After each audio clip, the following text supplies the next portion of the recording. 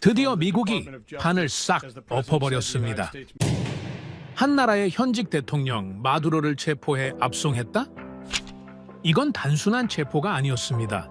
미국이 저 어원 세계를 향해 이제부터 내 말이 곧 법이다라고 선언한 것이나 다름없는 사건입니다. 그런데 유독 중국 베이징에서 반응이 즉각 터져버렸습니다. 이건 명백한 내정 간섭이다. 패권주의를 규탄한다? 라고 아주 성명서를 낭독하며 그야말로 거품을 물어버린 겁니다. 그런데 여러분, 뭔가 이상했습니다. 미국은 그 어떤 반박도 하지 않았기 때문이었죠. 대신 중국이 가장 아파할 곳, 바로 시장에 손을 대기 시작했습니다. 보험과 금융 쪽도 있었지만 가장 충격적인 건 항만 심사였습니다. 중국 조선소의 숨통을 조용히 그러나 확실하게 조이기 시작한 겁니다. 그렇게 베이징이 비명을 지르고 있는 이 순간 한국에 이상한 일이 벌어집니다. 한국 LNG선 115척 발주 폭증. 한국 제발 저희 좀 도와주십시오. 그리고 다른 한쪽에선 미국이 만든 이 거대한 판에서 한국은 운 좋게 최대 수혜자가 돼버렸다. 뭐요? 운 좋게요? 하하하하, 그건 한국과 어울리지 않는 말입니다. 저원 세계를 장악한 우리 자랑스런 한국, 조선업. 대체 무슨 일이 벌어진 걸까요? 그 전에 잠깐 1초 만에 누를 수 있는 좋아요 버튼을 꾹 눌러주시면 영상 제작에 아주 큰 힘이 됩니다. 그럼 바로 시작하겠습니다. 전화벨이 울렸습니다. 새벽 3시 47분, 런던 사무실에 홀로 앉아있던 저는 화면에 뜬 발신지를 보고 숨을 멈췄습니다. 카타르였죠. 저는 수화기를 들기 전에 이미 알고 있었습니다. 좋은 소식은 새벽에 오지 않는다는 것을요. 찰스, 지금 뉴스 봤습니까? 카타르 에너지공사의 라시드 부사장이었습니다. 평소 그의 목소리는 사막처럼 건조하고 침착했죠. 중동의 뜨거운 태양 아래서 수십 년간 에너지 사업을 해온 사람답게 웬만한 일에는 눈 하나 깜짝하지 않는 인물이었습니다. 하지만 그날 밤은 달랐습니다. 목소리가 떨리고 있었습니다. 마두로 건 말씀이시죠? 방금 속보로 봤습니다. 그게 다가 아닙니다. 중국 쪽이 흔들리고 있어요. 우리 프로젝트에 들어가는 선박 일정이 전부 재검토 대상에 올랐습니다. 저는 27년 동안 이 업계에서 일해왔습니다. 수백 건의 계약을 검토하고 수십억 달러가 오가는 현장을 지켜봤죠. 조선소가 파산하는 것도 봤고 한 통의 전화로 수조 원짜리 계약이 날아가는 것도 봤습니다. 하지만 라시드의 목소리가 이렇게 흔들리는 건 처음이었습니다. 그는 카타르 액화 천연가스 프로젝트의 핵심 인물이고 웬만한 위기에는 표정조차 바꾸지 않는 사람이거든요. 재검토라면 어느 정도 수준입니까? 최악의 경우 계약 해지까지 갈 수 있습니다. 보험사들이 벌써 움직이기 시작했어요. 찰스, 이건 심상치 않습니다. 심장이 멈추는 것 같았습니다. 저는 그 순간 마두로 체포가 단순한 난민 뉴스가 아니라는 걸 확실히 깨달았죠. 이건 바다의 문제였습니다. 수십조 원이 움직이는 그 바다요. 제 이름은 찰스 호선입니다. 저는 배를 만드는 사람이 아닙니다. 배가 제때 나올 수 있는지를 계산하는 사람이죠. 조선소의 기술력을 평가하고 납기 리스크를 분석하며 보험료와 위약금까지 산정합니다. 쉽게 말하면 조선소가 약속을 지킬 수 있는지 판단하고 그 판단에 서명을 하는 사람입니다. 제 서명 하나로 수십조 원짜리 계약이 성사되기도 하고 한 나라의 조선소가 멈추기도 하죠. 그래서 카타르, 노르웨이, 호주의 대형 에너지 기업들이 저를 찾는 겁니다. 저는 감정이 아니라 숫자를 믿는 사람이니까요. 라시드, 솔직하게 말해 주십시오. 지금 가장 걱정되는 게 뭡니까? 중국 쪽에서 건조 중인 액화 천연가스 운반선이 3척 있습니다. 내년 인도 예정이었는데 이 상황에서 일정대로 나올 수 있을지 확신이 없어요. 납기가 밀리면 우리 프로젝트 전체가 흔들립니다. 카타르가 전 세계에 약속한 가스 공급 일정이 틀어지는 겁니다. 납기, 이 업계에서 가장 무서운 단어입니다. 배 한 척이 늦어지면 그건 단순히 선박 하나의 문제가 아니거든요. 연결된 에너지 공급 계약, 항만 일정, 보험 조건, 위약금까지 전부 도미노처럼 무너지기 시작합니다. 한 척의 지연이 수천억 원의 손실로 이어지는 게 이 업계의 현실이죠. 전화를 끊고 저는 곧바로 모니터 앞으로 돌아왔습니다. 뉴스 기사가 아니라 해운 계약서와 조선소 데이터베이스를 열었죠. 베네수엘라 대통령 니콜라스 마두로가 미국 사법망에 체포됐다는 소식은 이미 전 세계로 퍼지고 있었습니다. 대부분의 사람들은 이렇게 생각했을 겁니다. 남미 정치 문제 아니냐고요? 미국과 베네수엘라의 오래된 갈등이 또 터진 거 아니냐고요? 하지만 저는 알고 있었습니다. 마두로가 체포된 순간 진짜 흔들린 건 남미가 아니라 중국이라는 걸요. 베네수엘라는 단순한 남미 국가가 아닙니다. 중국이 수십 년간 공들여온 에너지 투자의 핵심 거점이죠. 석유 개발권, 항만 운영권, 장기 차관까지 중국의 손길이 닿지 않은 곳이 없습니다. 중국은 베네수엘라에 수백억 달러를 쏟아부었고 그 대가로 석유와 항만 접근권을 확보했습니다. 마두로 체포는 단순히 독재자 한 명이 잡혔다는 의미가 아니었습니다. 중국의 해상 영향권이 직접적으로 타격을 받았다는 뜻이었죠. 미국은 그걸 정확히 노린 겁니다. 새벽 5시쯤 런던 사무실로 동료들이 하나둘 출근하기 시작했습니다. 비상 소집이 걸린 겁니다. 리스크 분석팀의 제임스가 커피를 손에 들고 제 옆으로 왔습니다. 그의 눈 밑에도 다크서클이 짙게 내려앉아 있었죠. 찰스, 중국 쪽 반응 봤어요? 난리가 났더군요. 베이징 성명 말이야? 네. 주권 침해라고 공식 선언했습니다. 외교부 대변인이 새벽에 긴급 브리핑까지 했어요. 그런데 그게 다가 아닙니다. 제임스는 자신의 노트북을 열어 화면을 보여줬습니다. 중국 정부의 공식 성명문과 함께 업계 내부에서 돌고 있는 비공식 보고서들이 띄워져 있었죠. 숫자들이 빼곡하게 적힌 스프레드시트와 리스크 분석 차트가 화면을 가득 채우고 있었습니다. 보험사들이 움직이기 시작했습니다. 중국 조선소에서 건조 중인 선박들에 대한 리스크 등급을 재조정하고 있어요. 아직 공식 발표는 없지만 보험료가 슬금슬금 오르고 있습니다. 런던 로이드 쪽에서 이미 내부 회람이 돌았다고 해요. 저는 화면을 들여다보며 고개를 끄덕였습니다. 예상했던 대로였죠. 제재는 발표보다 보험이 먼저 반응합니다. 정치인들이 성명서를 쓰고 외교관들이 회의를 할 때 보험사들은 이미 계산기를 두드리고 있습니다. 이건 이 업계에서 27년을 일한 사람만 아는 진실이거든요. 미국 쪽은 어때? 더 무섭습니다. 군사 행동은 없지만 금융 쪽에서 조용히 압박을 시작했어요. 중국 조선소에서 나오는 선박들에 대한 금융 조건 재검토, 항만 접근성 제한 논의까지. 뉴스에는 안 나오지만 업계 안에서는 다 알고 있습니다. 월스트리트 쪽 소식통에 따르면 이미 몇몇 대형 은행들이 중국 조선 관련 대출 심사를 강화했다고 합니다. 미국은 참 영리한 나라입니다. 총을 쏘지 않고도 전쟁을 할 줄 아는 나라죠. 그들은 이번에도 그랬습니다. 선언이 아니라 돈으로 움직였습니다. 배는 민간 자산이지만 바다는 전략 자산이라는 걸 정확히 알고 있었던 겁니다. 오전 9시 긴급 화상회의가 소집됐습니다. 런던, 제네바, 도하, 싱가포르에서 동시에 접속했죠.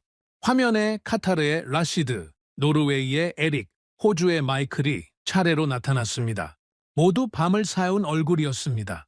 평소라면 가벼운 인사로 시작했겠지만 그날은 아무도 웃지 않았습니다. 상황 정리부터 하겠습니다. 제가 먼저 입을 열었습니다. 마두로 체포 이후 중국 조선소들의 납기 불확실성이 급격히 상승하고 있습니다. 공식적인 제재 발표는 없지만 보험사들이 이미 움직이고 있고 선주들 사이에서 계약 재검토 움직임이 나타나고 있습니다. 지금 이 순간에도 상황은 계속 변하고 있어요. 라시드가 끼어들었습니다. 카타르 쪽은 이미 난리입니다. 우리 프로젝트에 들어가는 액화천연가스 운반선 세척이 중국에서 건조 중인데 지금 상황이 이러면 납기를 장담할 수 없어요. 본사에서 매 시간마다 보고를 요구하고 있습니다. 에릭이 한숨을 쉬었습니다. 노르웨이도 마찬가지입니다. 이번 주 안에 결정을 내려야 하는 계약이 2건 있는데 중국 조선소로 갈지 다른 곳으로 돌릴지 판단이 안 섭니다. 북해 프로젝트 일정이 걸려 있어서 잘못하면 수천억 원이 날아갑니다. 마이클도 거들었습니다. 호주 쪽도 비상입니다. 우리 가스전 개발 일정이 선박 인도와 맞물려 있는데 중국 쪽 납기가 불확실해지면 전체 프로젝트가 흔들려요. 저는 그들의 말을 들으며 묘한 기시감을 느꼈습니다. 이 광경을 전에도 본 적이 있었거든요. 불과 몇 년 전 조선업계가 한번 크게 흔들렸던 그때를요. 중국이 다 가져가던 시절이 있었습니다. 중국 조선소들은 국가 보조금을 등에 없고 믿을 수 없는 저가로 수주를 따냈죠. 적자를 감수하면서까지 물량을 쓸어갔습니다. 컨테이너선, 벌크선, 유조선 가리지 않았습니다. 가격을 반토막 내고도 남는 장사라며 밀어붙였죠. 대량 물량 공세 앞에 다른 나라의 조선소들은 속수무책이었습니다. 특히 한국이 그랬죠. 입찰에서 탈락하고 수주가 끊기고 도크가 텅 비기 시작했습니다. 조선은 끝났다는 말이 공공연하게 돌았습니다. 한국조선업은 대규모 적자에 시달렸고 구조조정이 진행됐으며 국가가 개입해야 할 정도로 상황이 심각했습니다. 수만 명의 노동자가 일자리를 잃었고 하청업체들이 줄줄이 문을 닫았죠. 그때 살아남은 건 고부가 가치 선박, 그중에서도 액화천연가스 운반선 분야뿐이었습니다. 솔직히 말하면 그때 저도 한국을 높게 평가하지 않았습니다.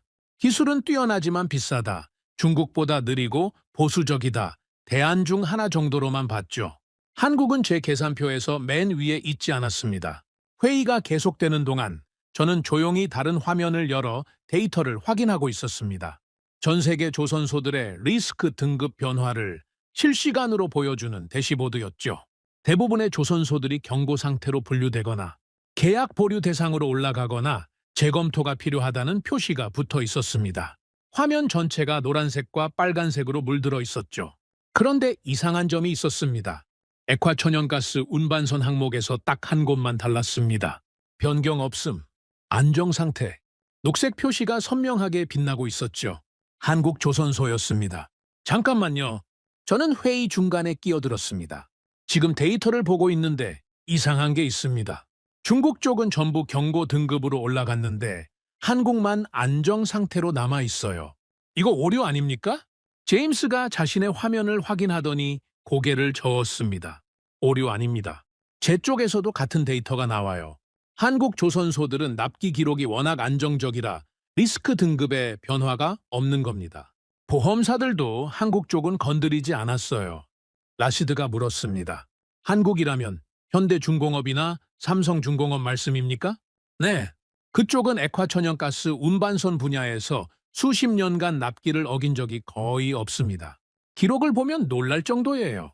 그래서 이번 상황에서도 보험사들이 등급을 건드리지 않은 거죠. 회의실이 잠시 조용해졌습니다. 모두가 같은 생각을 하고 있었죠. 중국이 흔들리는 이 상황에서 대안이 어디 있느냐는 것 말입니다. 에릭이 먼저 입을 열었습니다. 그러면 한국 쪽으로 방향을 틀어야 하는 겁니까? 지금 상황에서 저는 잠시 생각했습니다. 아직 결론을 내리기엔 이른 감이 있었죠. 하지만 한 가지는 분명했습니다. 2025년 봄 마두로가 체포된 그날 밤 이후로 조선의 판이 다시 움직이기 시작했다는 것 말입니다. 중국에 몰려있던 물량이 흔들리고 그 틈에서 한국이라는 이름이 다시 떠오르기 시작했습니다. 저는 모니터를 바라보며 혼자 중얼거렸습니다. 한국이라. 그때와는 다른 건가? 회의가 끝난 뒤 라시드가 개인적으로 전화를 걸어왔습니다. 그의 목소리는 아까보다 조금 진정된 듯 했지만 여전히 긴장감이 묻어 있었습니다. 찰스, 솔직히 말해 주십시오. 한국으로 가야 합니까? 저는 창밖을 바라보며 대답했습니다. 런던의 새벽 하늘이 서서히 밝아오고 있었죠. 아직 모르겠습니다. 하지만 한 가지는 확실해요. 이번엔 그때와 다를 수도 있습니다. 중국이 밀어붙이던 시절과는 상황이 완전히 달라졌어요. 왜 그렇게 생각하십니까? 그때 중국은 가격으로 이겼습니다. 하지만 지금은 가격이 아니라 신뢰가 문제거든요. 신뢰는 돈으로 살 수 없습니다. 전화를 끊고 저는 다시 데이터를 들여다봤습니다. 왜 한국만 남아있는 거지? 그 질문이 머릿속을 떠나지 않았습니다. 중국이 흔들리는 이 순간, 왜 한국만 안정 상태를 유지하고 있는 거지? 그건 단순히 운이 아니었습니다. 분명 뭔가 이유가 있을 터였죠. 그날 처음으로 저는 기술이 아니라 신뢰를 계산하기 시작했습니다. 그리고 그 답을 찾기 위해 저는 한국 조선업의 역사를 처음부터 다시 파헤치기 시작했습니다. 무엇이 그들을 이 자리에 남게 했는지, 무엇이 중국과 다른지를 알아내야 했습니다. 카타르에서 또 전화가 왔습니다. 라시드 부사장이었죠. 하지만 이번에는 새벽이 아니라 한낮이었고 그의 목소리는 지난번보다 훨씬 더 무거웠습니다. 찰스, 중국 쪽에서 공식 통보가 왔습니다. 어떤 내용입니까? 일정 조정이 불가피하다고 합니다. 정확한 인도 날짜를 확정할 수 없다는 거예요. 사실상 납기를 장담할 수 없다는 통보죠. 저는 잠시 말을 잃었습니다. 예상은 했지만 이렇게 빨리 공식화될 줄은 몰랐거든요. 납기를 장담할 수 없다는 건 이 업계에서 사형 선고나 다름없습니다. 특히 액화천연가스, 운반선처럼 수조 원이 오가는 거대한 프로젝트에서는 더욱 그렇죠. 하루가 밀리면 수십억 원의 손실이 발생하고 한 달이 밀리면 연결된 모든 계약이 도미노처럼 무너지기 시작합니다. 이유가 뭡니까? 정치적인 문제입니까? 아니면 기술적인 문제입니까? 라시드가 한숨을 쉬었습니다. 수화기 너머로 그의 지친 숨소리가 선명하게 들려왔죠. 둘 다입니다. 하지만 더 심각한 건 기술 쪽이에요. 중국 조선소 내부에서 품질 문제가 터졌다는 소문이 돌고 있습니다. 아직 공식 확인은 안 됐지만 우리 쪽 엔지니어들이 현장에서 이상, 징후를 포착했어요. 품질 문제라면 어떤 종류입니까? 용접입니다. 극저온 구간 용접부에서 미세 균열이 발견됐다고 합니다. 그 순간 저는 등골이 서늘해지는 걸 느꼈습니다. 용접, 액화천연가스 운반선에서 가장 중요하고 가장 어려운 공정이죠. 일반인들은 배라고 하면 거대한 철판을 이어붙인 구조물 정도로 생각합니다. 물 위에 뜨는 거대한 금속 덩어리라고요. 하지만 액화천연가스 운반선은 완전히 다른 세계입니다. 이 배는 영하 162도의 극저온 상태로 액화된 천연가스를 운반해야 하거든요. 영하 162도가 어떤 온도인지 상상이 되십니까? 북극의 가장 추운 날씨가 영하 50도 정도입니다. 그것보다 3배 이상 낮은 온도죠? 그 극한의 환경에서는 일반 철강이 버티질 못합니다. 금속이 수축하고 분자 구조가 변하고 눈에 보이지 않는 미세한 틈이 생기기 시작하죠. 문제는 선체 자체가 아닙니다. 선체는 그래도 두꺼운 철판으로 버틸 수 있어요. 진짜 문제는 용접부입니다. 철판과 철판을 이어붙인 그 연결 부위가 극저온을 견뎌야 하거든요. 수만 개의 용접 포인트 중 단 하나라도 그 극저온을 버티지 못하면 가스가 새어나오기 시작합니다. 가스가 새면 어떻게 되는지 아십니까? 폭발입니다. 바다 한가운데서 수십만 톤의 액화천연가스가 폭발하는 겁니다. 그건 단순한 해양 사고가 아닙니다. 재앙이죠. 라시드, 그 정보는 확실합니까? 현장에 있는 우리 엔지니어가 직접 확인한 겁니다. 아직 공식 보고서는 안 나왔지만 조만간 터질 겁니다. 찰스, 이건 심각한 문제예요. 우리 프로젝트만의 문제가 아닙니다. 전화를 끊고 저는 곧바로 기술팀에 연락했습니다. 리스크 분석팀의 제임스와 기술 분석 책임자인 사라를 긴급 소집했죠. 두 사람이 제 사무실로 들어왔을 때 저는 이미 관련 자료를 모니터에 띄워놓고 있었습니다. 극저온 용접 기술에 관한 학술 논문, 조선소별 기술평가 보고서, 그리고 각국의 액화천연가스, 운반선 건조 역사가 화면을 가득 채우고 있었죠. 극저온 용접에 대해 설명해줘요. 중국이 왜 이 부분에서 문제를 일으키는 겁니까? 사라가 대답했습니다. 그녀는 MIT에서 재료공학 박사 학위를 받은 전문가로 선박 기술에 관한 한 제가 아는 사람 중 가장 뛰어난 인물이었죠. 복잡한 기술을 쉽게 설명하는 능력도 탁월했습니다. 찰스, 극저온 용접은 단순한 기술이 아닙니다. 이건 수십 년간의 경험과 노하우가 축적돼야만 가능한 영역이에요.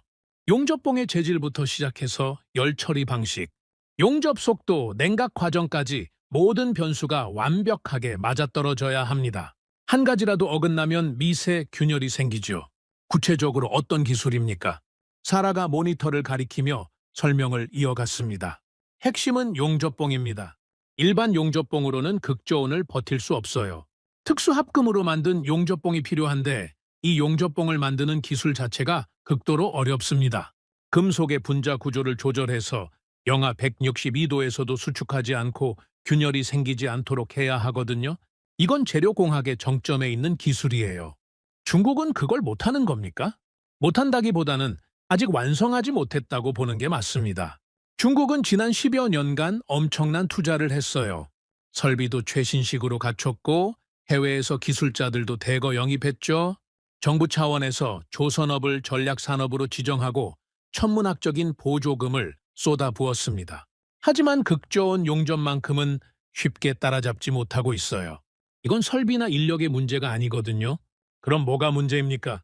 사라가 잠시 생각하더니 말을 이었습니다. 그녀의 표정이 진지해졌죠. 시간입니다. 이 기술은 돈으로 사는 게 아니라 시간으로 만드는 겁니다.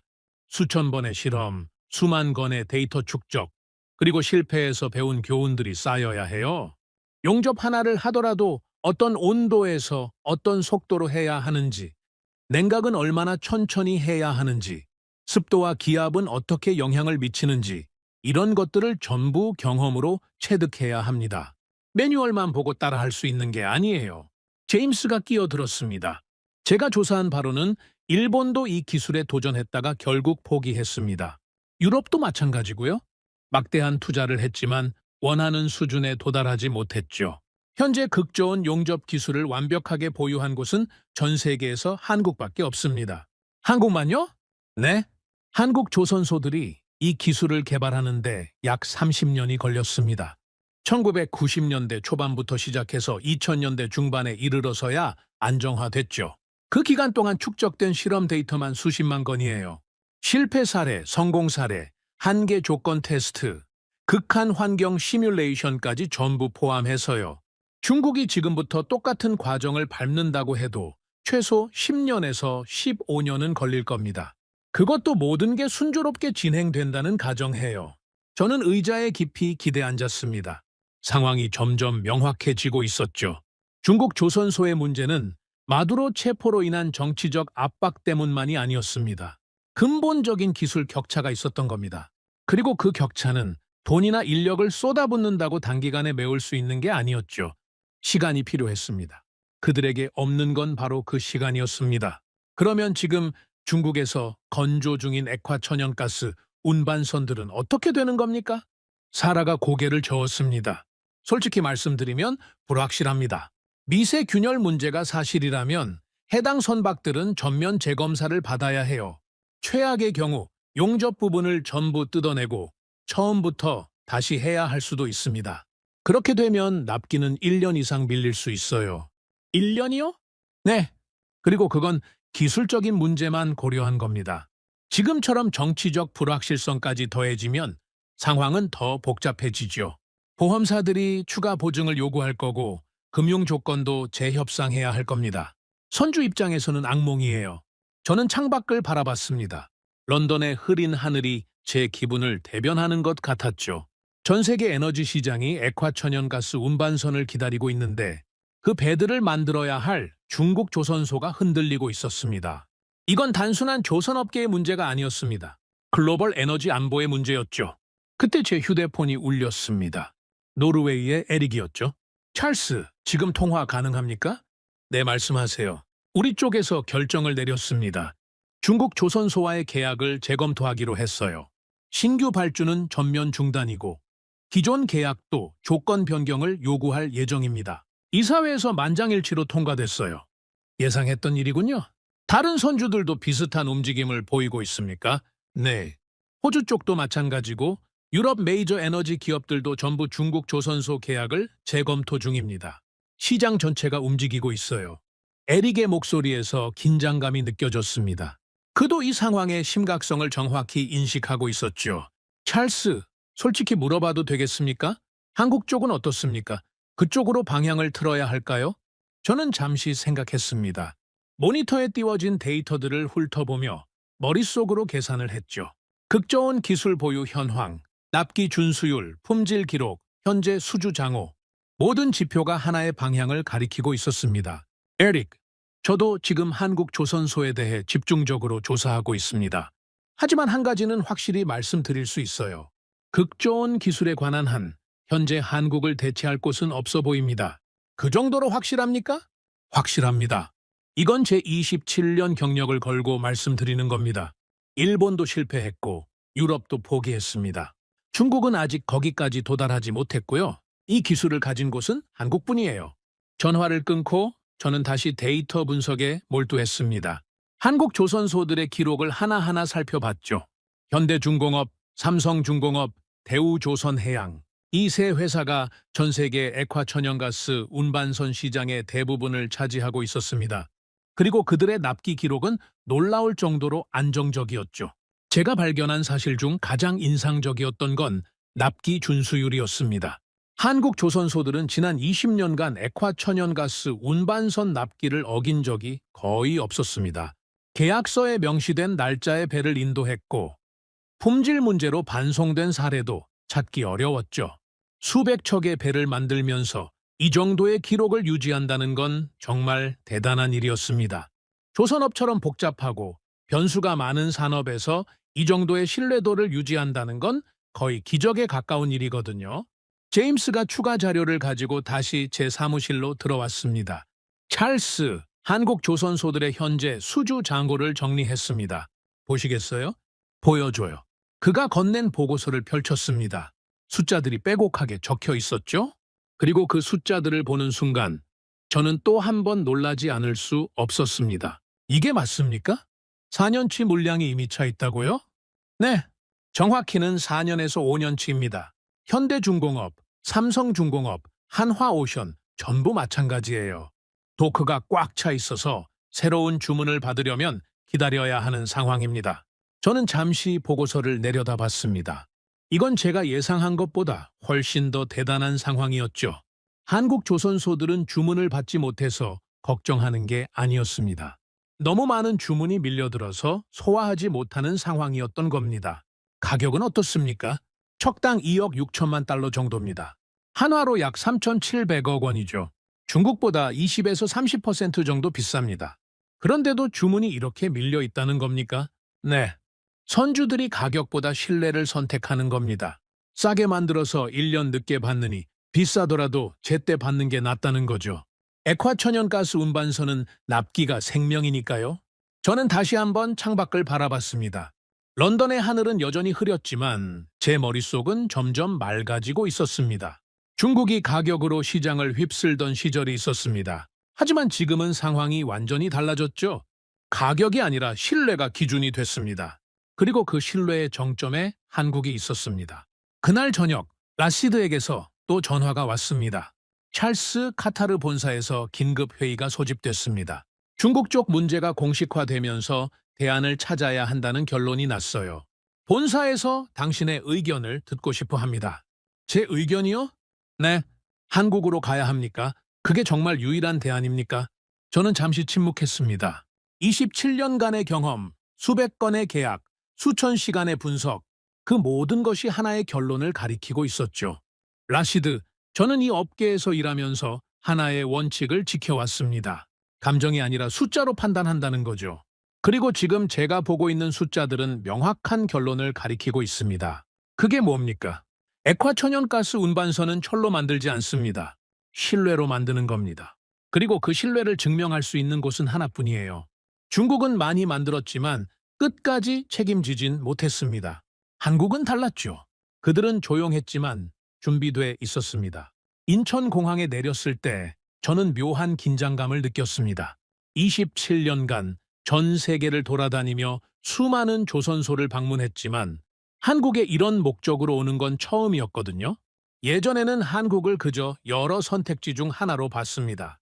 기술은 좋지만 비싸고 협상이 까다롭다는 인상이 있었죠. 하지만 이번에는 달랐습니다. 저는 답을 확인하러 온 겁니다. 공항에서 저를 마중 나온 사람은 한국 대형 조선사의 김상무였습니다. 50대 초반으로 보이는 그는 단정한 정장 차림에 차분한 인상을 가진 사람이었죠. 악수를 나누는 순간 저는 그의 손에서 굳은 살을 느꼈습니다. 책상에만 앉아있는 사람의 손이 아니었습니다. 현장을 직접 뛰어다니는 사람의 손이었죠. 먼 길 오시느라 고생하셨습니다. 호선 씨, 울산까지는 차로 약 4시간 정도 걸립니다. 괜찮으시겠습니까? 괜찮습니다. 오히려 이동하면서 이야기를 나눌 수 있으면 좋겠군요. 궁금한 게 많거든요. 차가 고속도로에 올라서자 저는 본론을 꺼냈습니다. 긴 비행으로 피곤했지만 시간이 아깝다는 생각이 들었거든요. 김 상무님, 솔직하게 여쭤보겠습니다. 지금 전 세계 액화천연가스 운반선 시장에서 한국이 차지하는 비중이 정확히 얼마나 됩니까? 김 상무가 잠시 생각하더니 대답했습니다. 수주 장호 기준으로 보면 전 세계 물량의 상당 부분을 한국이 가지고 있습니다. 한국의 주요 조선사 3곳이 대부분을 나눠 갖고 있죠. 그리고 2025년 그 비중은 더 높아지고 있습니다. 저는 놀라움을 감추지 못했습니다. 물론 사전 조사를 통해 대략적인 수치는 알고 있었지만 현장 책임자의 입에서 직접 듣는 건 또 다른 무게감이 있었거든요. 중국 쪽 불확실성이 커지면서 원래 중국으로 가려던 물량까지 한국으로 넘어오고 있거든요. 솔직히 말씀드리면 지금 우리는 주문을 다 소화하지 못해서 고민입니다. 기쁜 고민이라고 해야 할까요?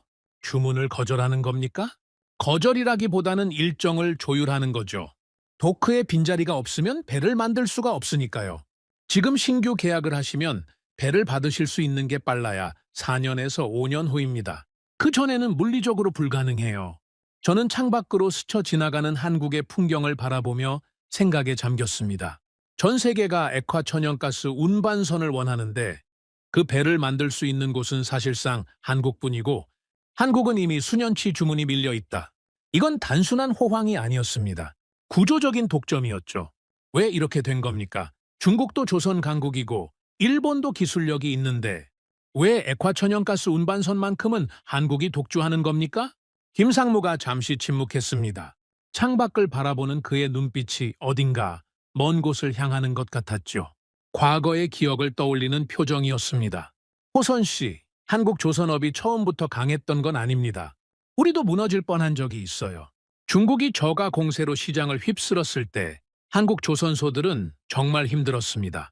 대규모 적자, 구조조정, 수만 명의 노동자가 일자리를 잃었죠. 저도 그때 동료들이 회사를 떠나는 걸 지켜봤습니다. 그 위기를 어떻게 넘긴 겁니까? 선택과 집중이었습니다. 중국과 가격 경쟁을 해서는 이길 수 없다는 걸 알았어요. 정부 보조금을 등에 업고 적자를 감수하면서까지 물량을 쓸어가는 상대와 가격으로 싸우는 건 자살 행위였죠. 그래서 우리는 방향을 바꿨습니다. 중국이 따라올 수 없는 영역에 집중하기로 했습니다. 바로 고부가 가치 선박, 특히 액화 천연가스 운반선이었죠. 차가 휴게소에 잠시 멈췄습니다. 커피를 사들고 다시 차에 올라탄 후 김상무가 이야기를 이어갔습니다. 그의 목소리에는 자부심과 함께 고통스러웠던 시절의 기억이 묻어 있었죠. 액화 천연가스 운반선은 아무나 만들 수 없습니다. 영하 192도의 극저온을 견뎌야 하는 배거든요. 일반 선박과는 완전히 다른 기술이 필요합니다. 특히 용접이 핵심이에요. 극저온에서 금속이 수축하고 변형되는데 용접부가 그걸 버텨야 합니다. 이 기술을 완성하는데 한국은 30년이 걸렸습니다. 30년이요? 네. 수천 번의 실험이 있었고 수만 건의 데이터가 축적됐습니다. 실패도 많았죠. 하지만 포기하지 않았습니다. 한 번 실패하면 원인을 분석하고 다시 도전하고 또 분석하고 그걸 30년간 반복한 겁니다. 이건 돈만 있다고 되는 게 아니에요. 시간이 필요합니다. 저는 김상무의 말을 들으며 고개를 끄덕였습니다. 런던에서 기술팀에게 들었던 이야기와 정확히 일치했죠. 극저온 용접 기술은 돈으로 살 수 없다. 시간으로 만드는 거다. 그 말의 의미를 이제야 제대로 이해할 수 있었습니다. 울산에 도착한 건 오후 늦은 시간이었습니다. 차에서 내리는 순간 저는 숨이 멎는 것 같은 느낌을 받았습니다. 눈앞에 펼쳐진 광경이 상상을 초월했거든요. 거대한 도크들이 바다를 향해 줄지어 서 있었습니다. 그 안에서 액화 천연가스 운반선들이 건조되고 있었죠. 배 한 척의 크기가 축구장 3개를 이어붙인 것보다 더 컸어요. 그런 거대한 배들이 여러 척 동시에 만들어지고 있었습니다. 크레인들이 하늘 높이 솟아 있었고 용접 불빛이 여기저기서 번쩍였습니다. 수천 명의 노동자들이 개미처럼 움직이고 있었죠. 이게 저희 울산 조선소입니다. 세계 최대 규모의 조선소 중 하나예요. 김상무가 자부심이 묻어나는 목소리로 말했습니다. 저는 한동안 말없이 그 광경을 바라봤습니다. 27년간 이 업계에서 일하면서 수많은 조선소를 봤지만 이런 규모와 체계를 갖춘 곳은 처음이었습니다. 중국 조선소도 규모는 컸지만 이런 정밀함과 조직력은 느껴지지 않았거든요. 다음 날 아침, 저는 본격적인 현장 시찰을 시작했습니다. 김상무가 직접 안내를 맡았고 기술팀 책임자인 박 부장이 동행했습니다. 박 부장은 극저온 용접 기술의 전문가로 이 분야에서 오랜 세월 일해온 베테랑이었죠. 호선 씨, 여기가 저희 용접 훈련 센터입니다. 박 부장이 거대한 건물 앞에서 멈춰 섰습니다. 건물 안으로 들어가자 수십 명의 기술자들이 용접 작업을 하고 있었습니다. 하지만 실제 선박이 아니라 테스트용 금속판에 용접을 하고 있었죠. 여기서 뭘 하는 겁니까? 용접사 훈련입니다. 액화 천연가스 운반선의 용접은 아무나 할 수 없어요. 최소 5년 이상의 경력이 있는 숙련공만 투입됩니다. 그리고 그 숙련공들도 정기적으로 재교육을 받고 기술 테스트를 통과해야 현장에 설 수 있죠. 5년이요? 네. 일반 용접은 몇 개월이면 배울 수 있습니다. 하지만 극저온 용접은 다릅니다. 용접 속도, 각도, 온도, 습도까지 모든 변수를 몸으로 체득해야 해요. 매뉴얼만 보고 따라하면 미세 균열이 생깁니다. 이건 감각의 영역이에요. 박 부장이 한 용접색에 다가가서 뭔가를 물었습니다. 용접사가 마스크를 벗고 대답하는 모습이 보였죠. 잠시 후 박 부장이 돌아왔습니다. 저분이 이 분야에서 10년 넘게 일하고 있습니다. 지금 테스트하고 있는 건 새로운 용접봉의 성능 검증이에요. 용접봉 하나를 실제 선박에 적용하기 전에 수백 번의 테스트를 거칩니다. 오후에는 실제 건조 중인 액화천연가스 운반선 내부를 둘러봤습니다. 안전모를 쓰고 배 안으로 들어가는 순간 저는 또 한 번 압도당했습니다. 배 내부는 마치 거대한 미로 같았어요. 복잡한 배관들이 사방으로 얽혀 있었고 각종 계기판과 밸브들이 빼곡하게 설치되어 있었죠. 이게 액화천연가스를 저장하는 탱크입니다. 김상무가 거대한 구조물을 가리켰습니다. 둥근 형태의 탱크가 배 안에 여러 개 설치되어 있었죠. 이 탱크 안에 영하 192도의 액화천연가스가 들어갑니다. 한 번 운항하면 수만 톤의 가스를 운반하죠. 만약 이 탱크에 문제가 생기면 어떻게 되겠습니까? 저는 대답하지 않았습니다. 이미 알고 있었거든요. 폭발, 바다 한가운데서 일어나는 대참사. 그래서 우리는 완벽을 추구합니다. 99%는 의미가 없어요. 100%가 아니면 안 됩니다. 용접 포인트 하나하나를 전부 검사하고 문제가 발견되면 처음부터 다시 합니다. 시간이 걸리더라도 품질은 절대 양보하지 않습니다. 저는 김상무의 말을 들으며 고개를 끄덕였습니다. 이게 한국 조선업의 경쟁력이구나. 단순히 기술이 좋은 게 아니라 품질에 대한 집착이 있었습니다. 완벽하지 않으면 내보내지 않는다는 철학이 있었죠. 현장 시찰이 끝난 후 저는 김상무와 함께 저녁 식사를 했습니다. 울산의 한 식당에서 한국식 고기 요리를 먹으며 이야기를 나눴죠. 김상무님, 오늘 하루 정말 많은 걸 배웠습니다. 솔직히 말씀드리면 예상보다 훨씬 인상적이었어요. 감사합니다. 호선 씨 같은 분이 직접 와서 봐주시니 보람이 있네요. 한 가지 궁금한 게 있습니다. 미국에서 한국 조선업에 관심을 보이고 있다는 이야기를 들었는데 사실입니까? 김상무가 잠시 젓가락을 내려놓았습니다. 그의 표정이 진지해졌죠. 네, 사실입니다. 미국은 자국 조선 역량이 많이 약해졌어요. 특히 상선 분야는 거의 포기한 수준이죠. 그래서 동맹국의 조선 역량을 활용하려는 움직임이 있습니다. 한국이 그 첫 번째 후보예요. 구체적으로 어떤 협력을 논의하고 있습니까? 여러 가지가 있지만 가장 주목받는 건 미 해군 함정 정비 사업입니다. 미국은 태평양에 배치된 군함들을 정비할 시설이 부족해요. 본토까지 끌고 가려면 시간과 비용이 너무 많이 들죠. 그래서 한국에서 정비하는 방안을 검토 중입니다. 그게 실현되면 어떤 의미가 있습니까? 단순한 정비 사업이 아닙니다. 이건 신뢰의 테스트예요. 미국이 자국 군함을 외국에 맡긴다는 건 그만큼 그 나라를 신뢰한다는 뜻이거든요. 이 테스트를 통과하면 향후 미국 해군 신조함 건조까지 논의될 수 있습니다. 조선업이 단순한 산업이 아니라 안보 자산으로 격상되는 거죠. 저는 그 말에 무게를 곱씹었습니다. 조선업이 안보가 되는 순간 배를 만드는 능력이 곧 국가의 전략적 가치가 되는 시대. 미국이 한국을 보는 이유가 명확해졌습니다. 중국을 견제하면서 동시에 에너지 안보를 확보하려면 한국이 필요한 거였죠. 호텔로 돌아온 저는 노트북을 열고 보고서 작성을 시작했습니다. 카타르의 라시드, 노르웨이의 에릭, 호주의 마이클에게 보낼 종합 보고서였죠.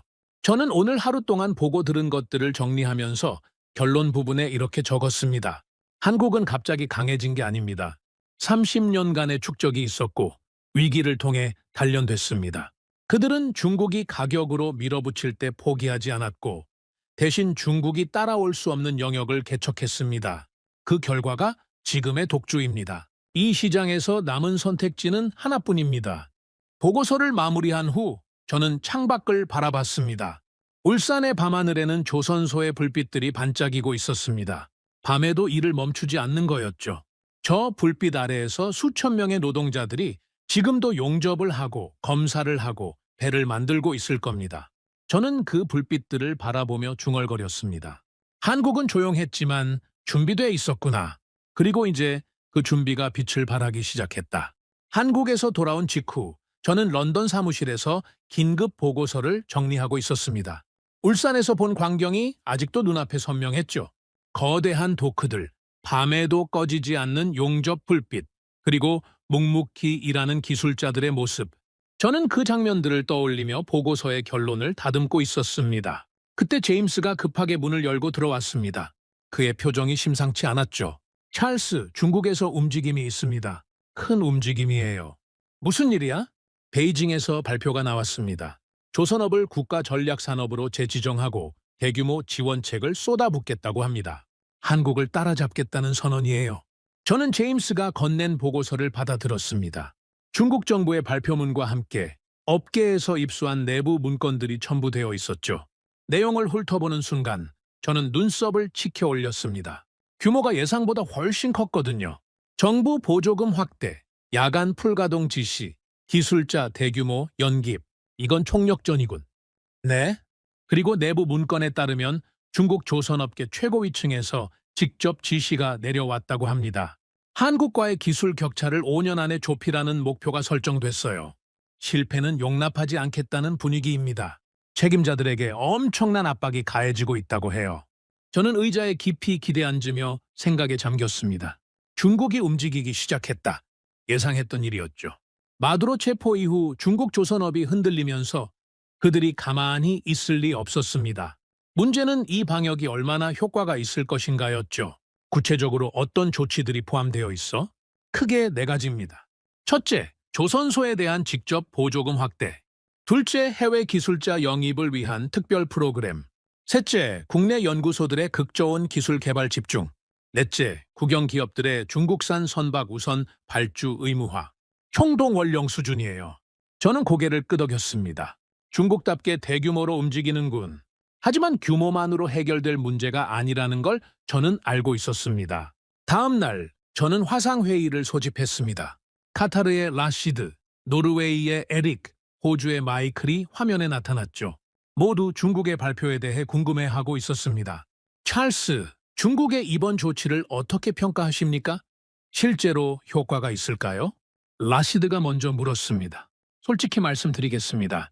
중국의 의지는 대단합니다. 정부 차원에서 이 정도 규모의 지원을 쏟아붓는다는 건 그만큼 절박하다는 뜻이죠. 하지만 의지만으로 기술 격차를 좁힐 수 있는지는 별개의 문제입니다. 구체적으로 어떤 점에서 한계가 있다고 보십니까? 에릭이 물었습니다. 핵심은 극저온 용접 기술입니다. 이건 제가 한국에서 직접 확인한 건데 한국이 이 기술을 완성하는데 30년이 걸렸습니다. 수천 번의 실험, 수만 건의 데이터 축적, 그리고 수많은 실패에서 배운 교훈들이 쌓여서 만들어진 거예요. 돈을 쏟아붓는다고 해서 이 시간을 단축할 수는 없습니다. 기술은 살 수 있지만 경험은 살 수 없거든요. 하지만 중국도 이미 액화천연가스 운반선을 건조하고 있지 않습니까? 완전히 못 만드는 건 아니잖아요. 마이클이 반문했습니다. 합리적인 질문이었죠. 맞습니다. 중국도 액화천연가스 운반선을 만들고 있습니다. 하지만 문제는 품질이에요. 특히 극저온 구간의 용접부에서 미세 균열 문제가 계속 보고되고 있습니다. 이건 카타르 쪽에서도 확인된 사실이죠, 라시드. 라시드가 고개를 끄덕였습니다. 네, 맞습니다. 우리 엔지니어들이 현장에서 직접 확인했어요. 중국 조선소에서 건조 중인 선박들 중 일부에서 용접 품질 문제가 발견됐습니다. 아직 보고서로 나오지는 않았지만 내부적으로는 심각하게 받아들이고 있죠. 솔직히 말씀드리면 카타르 본사에서도 상당히 우려하고 있습니다. 이 문제가 해결되지 않으면 장기적인 파트너십을 유지하기 어렵다는 의견도 나오고 있어요. 저는 화면을 바라보며 말을 이었습니다. 중국은 빨랐습니다. 엄청난 속도로 조선 산업을 키웠고 물량 면에서는 이미 세계 최대가 됐죠. 하지만 빠른 것과 깊은 것은 다릅니다. 극저온 용접은 속도로 해결되는 문제가 아니에요. 침묵 속에서 시간을 들여서 완성해야 하는 기술입니다. 한국은 그 시간을 투자했고 중국은 그러지 못했습니다. 회의가 끝난 후 저는 기술팀의 사라에게 추가 분석을 요청했습니다. 중국이 구체적으로 어떤 시도를 하고 있는지, 그리고 그 시도가 얼마나 성공 가능성이 있는지를 파악해야 했거든요.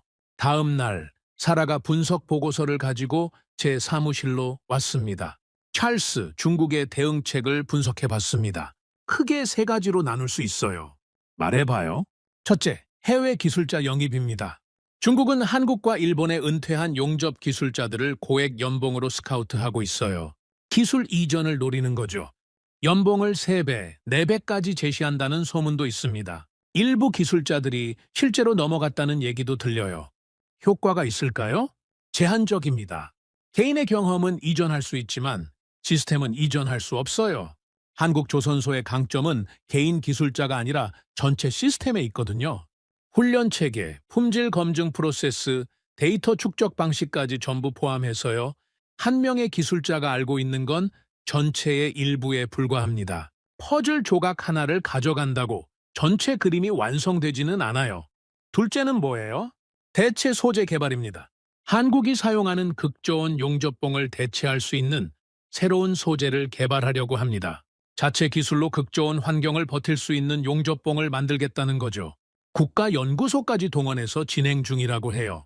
예산도 엄청나게 투입되고 있다고 합니다. 그건 어떻습니까? 사라가 고개를 저었습니다. 실패 가능성이 높습니다. 극저온 용접봉은 단순한 금속 합금이 아니에요. 분자 구조부터 열 처리 방식까지 모든 게 정밀하게 맞아떨어져야 합니다. 영하 162도에서 수축률이 어떻게 변하는지, 반복적인 온도 변화에 어떻게 반응하는지, 장기간 사용했을 때 피로도가 어떻게 축적되는지 이런 걸 전부 실험으로 검증해야 해요. 한국은 이걸 30년간 실험하면서 완성했어요. 중국이 지금부터 시작해도 최소 10년에서 15년은 걸릴 겁니다. 그리고 그 사이에 한국은 더 앞서 나가겠죠. 셋째는요, 물량 공세입니다. 일단 많이 만들어서 경험을 축적하겠다는 전략이에요. 실패하더라도 계속 만들면서 배우겠다는 거죠. 정부가 손실을 보전해 주겠다는 약속도 했다고 합니다. 적자가 나도 괜찮으니까 일단 만들라는 거예요. 가장 현실적인 접근이긴 하네요. 맞습니다. 하지만 문제가 있어요.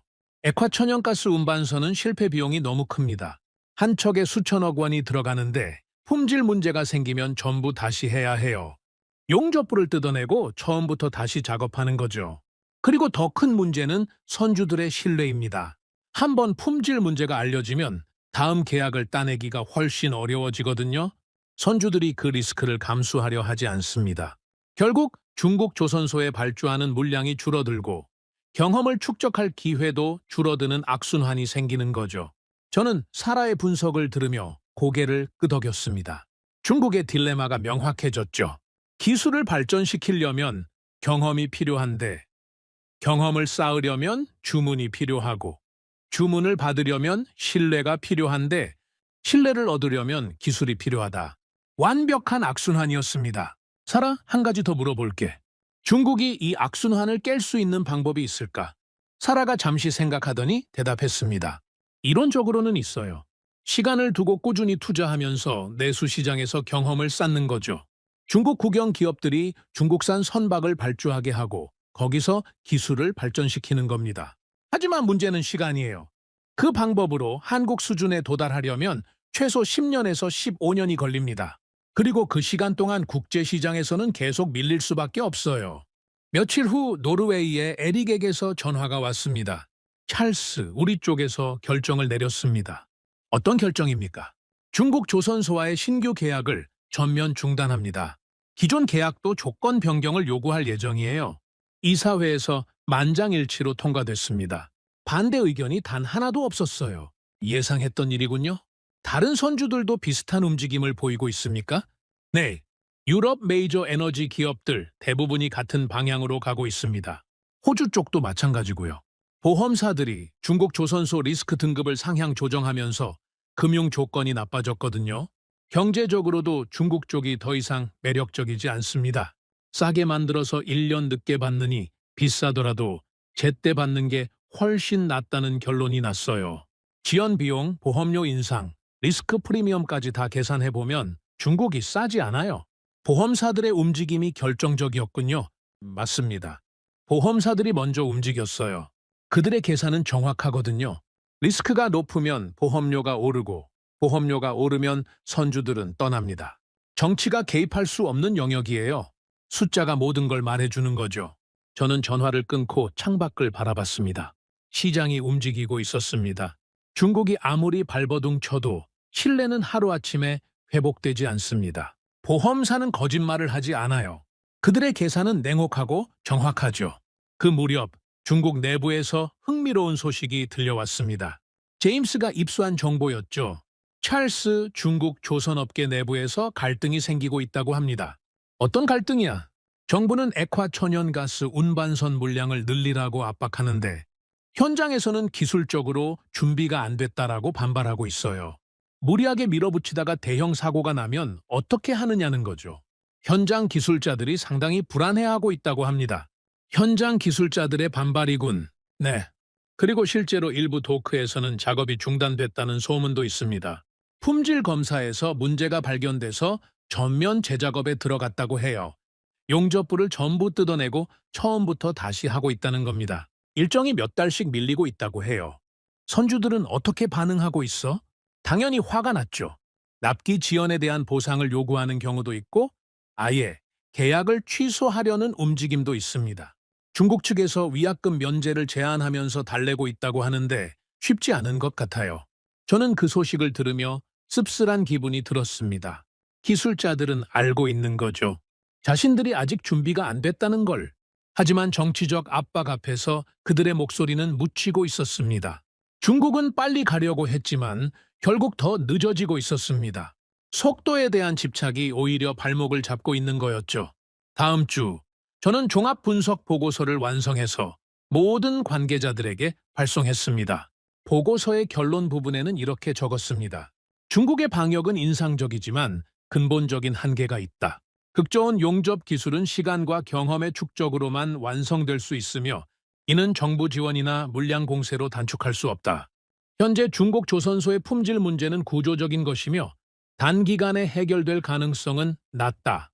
보험사들의 리스크 재평가와 선주들의 이탈이 가속화되면서 중국과 한국 사이의 격차는 오히려 더 벌어질 것으로 예상된다. 보고서를 발송한 후 라시드에게서 전화가 왔습니다. 찰스, 보고서 잘 받았습니다. 본사에서도 같은 결론을 내렸어요. 어떤 결론입니까? 한국으로 가야 합니다. 더 이상 미룰 이유가 없어요. 중국 쪽 계약은 정리하고 새로운 물량은 전부 한국 조선소로 돌릴 겁니다. 이번 주 안에 발표할 예정입니다. 현명한 결정입니다. 찰스, 당신 덕분입니다. 직접 한국에 가서 확인해 주셔서 확신을 가질 수 있었어요. 데이터만으로는 결정하기 어려웠을 겁니다. 현장을 본 사람의 말이 무게가 다르거든요. 전화를 끊고 저는 잠시 생각에 잠겼습니다. 시장의 판이 바뀌고 있었습니다. 중국이 가격으로 휩쓸던 시대가 끝나고 신뢰와 기술이 기준이 되는 새로운 시대가 열리고 있었죠. 그리고 그 중심에 한국이 있었습니다. 저는 보고서 마지막에 추가로 한 문장을 덧붙였습니다. 중국은 속도를 선택했고 한국은 시간을 선택했다. 그리고 이 시장에서는 시간이 이겼다. 빠른 것이 강한 게 아니라 깊은 것이 강한 거다. 한국은 그걸 30년간 증명해왔다. 중국의 방역이 실패로 돌아가고 있다는 소식이 업계에 퍼지면서 자연스럽게 모든 시선이 한국으로 쏠리기 시작했습니다. 전 세계 선주들이 한국 조선소로 몰려들고 있다는 이야기가 여기저기서 들려왔죠. 저도 그 흐름을 주시하고 있었습니다. 그런데 흥미로운 소문이 돌기 시작했습니다. 한국 조선소 내부가 축제 분위기가 아니라는 거였죠. 오히려 긴장감이 감돌고 있다는 이야기였습니다. 찰스, 한국 쪽에서 이상한 소식이 들려옵니다. 제임스가 제 사무실로 들어오며 말했습니다. 이상한 소식이라니?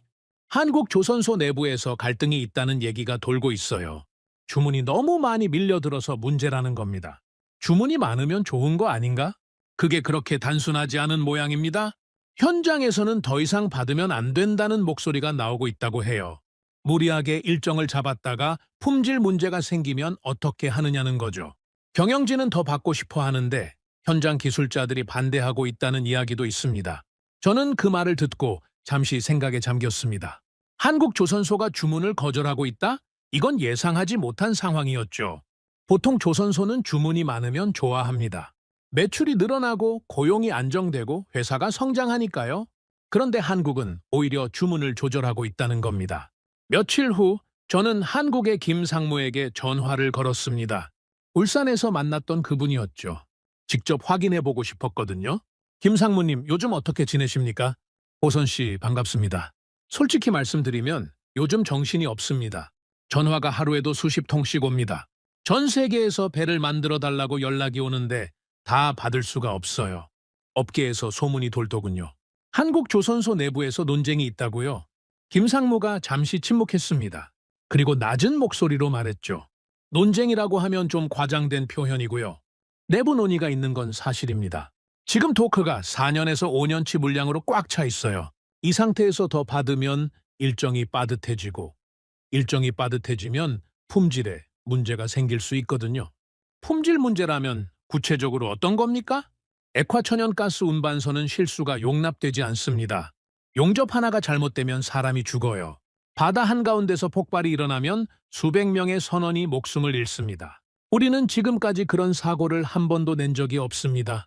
그 기록을 지키는 게 무엇보다 중요해요. 주문을 많이 받는 것보다 더 중요합니다. 저는 김상무의 말을 들으며 고개를 끄덕였습니다. 이게 한국 조선소의 철학이구나. 돈보다 품질을 우선시하는 문화. 당의 이익보다 장기 신뢰를 중시하는 태도. 중국과 근본적으로 다른 점이 바로 이거였습니다. 그러면 지금 어떻게 대응하고 계십니까? 일단 신규 계약은 신중하게 검토하고 있습니다. 무조건 받지 않아요. 일정이 현실적인지, 우리 역량으로 품질을 보장할 수 있는지 꼼꼼히 따져봅니다. 그리고 기존 계약도 일정을 재조정하는 경우가 있어요. 선주들에게 솔직하게 말합니다. 조금 늦어지더라도 제대로 만들어 드리겠다고요. 선주들이 그걸 받아들입니까? 대부분 받아들입니다. 왜냐하면 그들도 알거든요. 빨리 받는 것보다 제대로 받는 게 중요하다는 걸. 중국 쪽에서 무슨 일이 벌어지고 있는지 다들 보고 있으니까요. 납기가 몇 달 늦어지는 건 감수할 수 있지만 품질 문제는 감수할 수 없다는 거죠.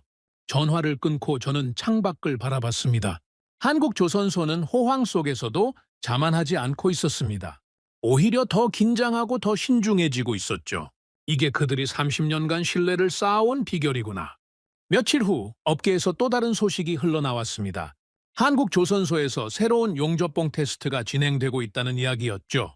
찰스, 한국 쪽에서 기술 업그레이드를 준비하고 있다는 소문이 있습니다. 사라가 보고했습니다. 기술 업그레이드라니? 극저온 용접봉의 성능을 더 개선하려는 것 같아요. 현재 기술로도 충분히 세계 최고인데 거기서 멈추지 않고 더 발전시키려는 거죠. 내부적으로 대규모 테스트가 진행 중이라고 합니다.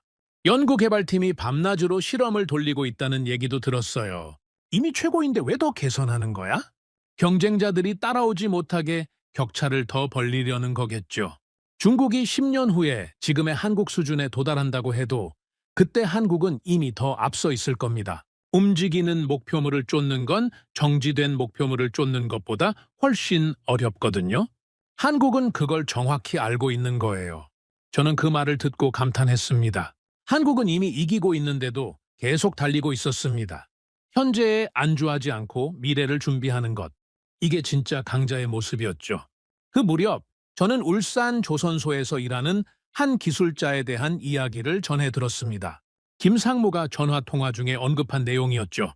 호선 씨, 우리 조선소에 박반 분이 계세요. 극저온 용접 분야에서 20년 넘게 일한 베테랑이죠. 그분이 요즘 후배들 교육에 매달리고 있어요. 교육이요? 네. 자기가 알고 있는 기술을 전부 전수하겠다고 합니다. 은퇴하기 전에 다음 세대를 키워놓아야 한다면서요. 매일 저녁 퇴근 후에 젊은 기술자들을 모아서 강의를 한다고 해요. 자기 시간을 쪼개서요?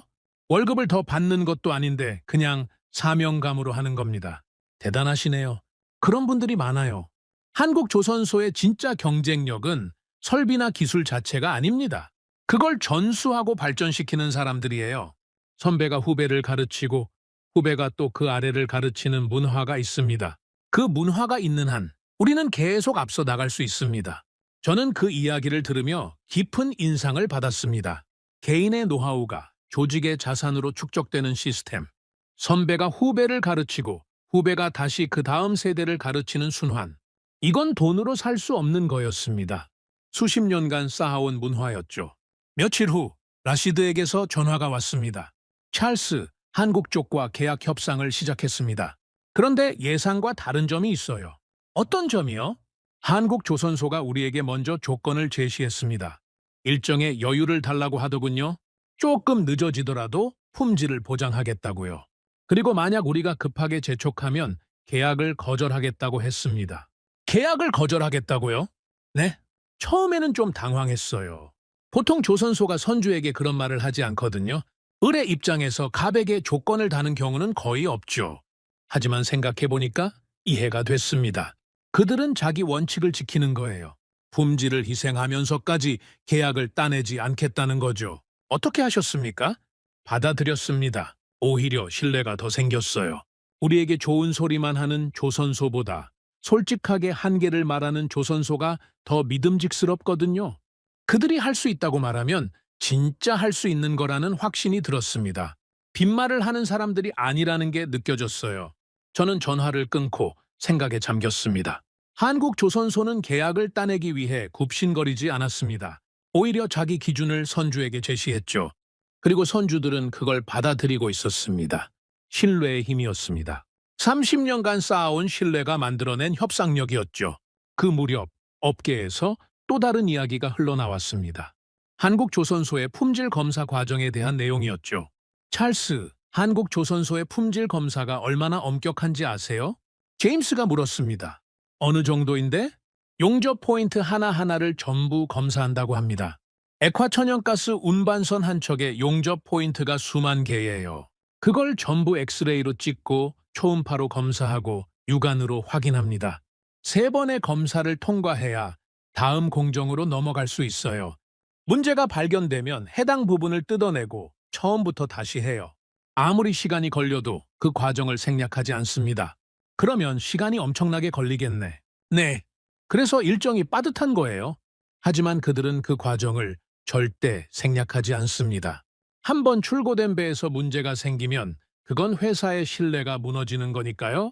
30년간 쌓아온 명성이 한 번의 실수로 무너질 수 있다는 걸 그들은 너무 잘 알고 있어요. 중국은 어떻게 하는데? 샘플 검사를 한다고 합니다. 전수검사가 아니라 일부만 뽑아서 검사하는 거죠.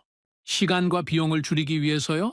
10개 중에 하나를 뽑아서 그게 괜찮으면 나머지 9개도 괜찮다고 가정하는 방식이에요. 통계적으로는 합리적인 방법이지만 그 방식으로는 모든 문제를 잡아낼 수 없어요. 그래서 미세 균열 같은 문제가 나중에 터지는 거죠. 저는 고개를 끄덕였습니다. 품질에 대한 철학의 차이. 한국은 완벽을 추구했고 중국은 효율을 추구했습니다. 단기적으로는 효율이 이길 수 있지만 장기적으로는 완벽이 이기는 법이죠. 그리고 액화천연가스 운반선 시장은 장기적인 신뢰가 모든 것을 결정하는 시장이었습니다. 다음 주 저는 업계 동향을 종합한 보고서를 작성했습니다. 한국조선소의 내부 상황에 대한 내용을 정리하면서 저는 이런 결론을 내렸습니다. 한국조선소는 호황 속에서도 자만하지 않고 있다. 오히려 더 신중해지고 더 엄격해지고 있다. 그들은 주문을 무조건 받지 않고 자신들의 역량 범위 내에서만 계약을 체결한다.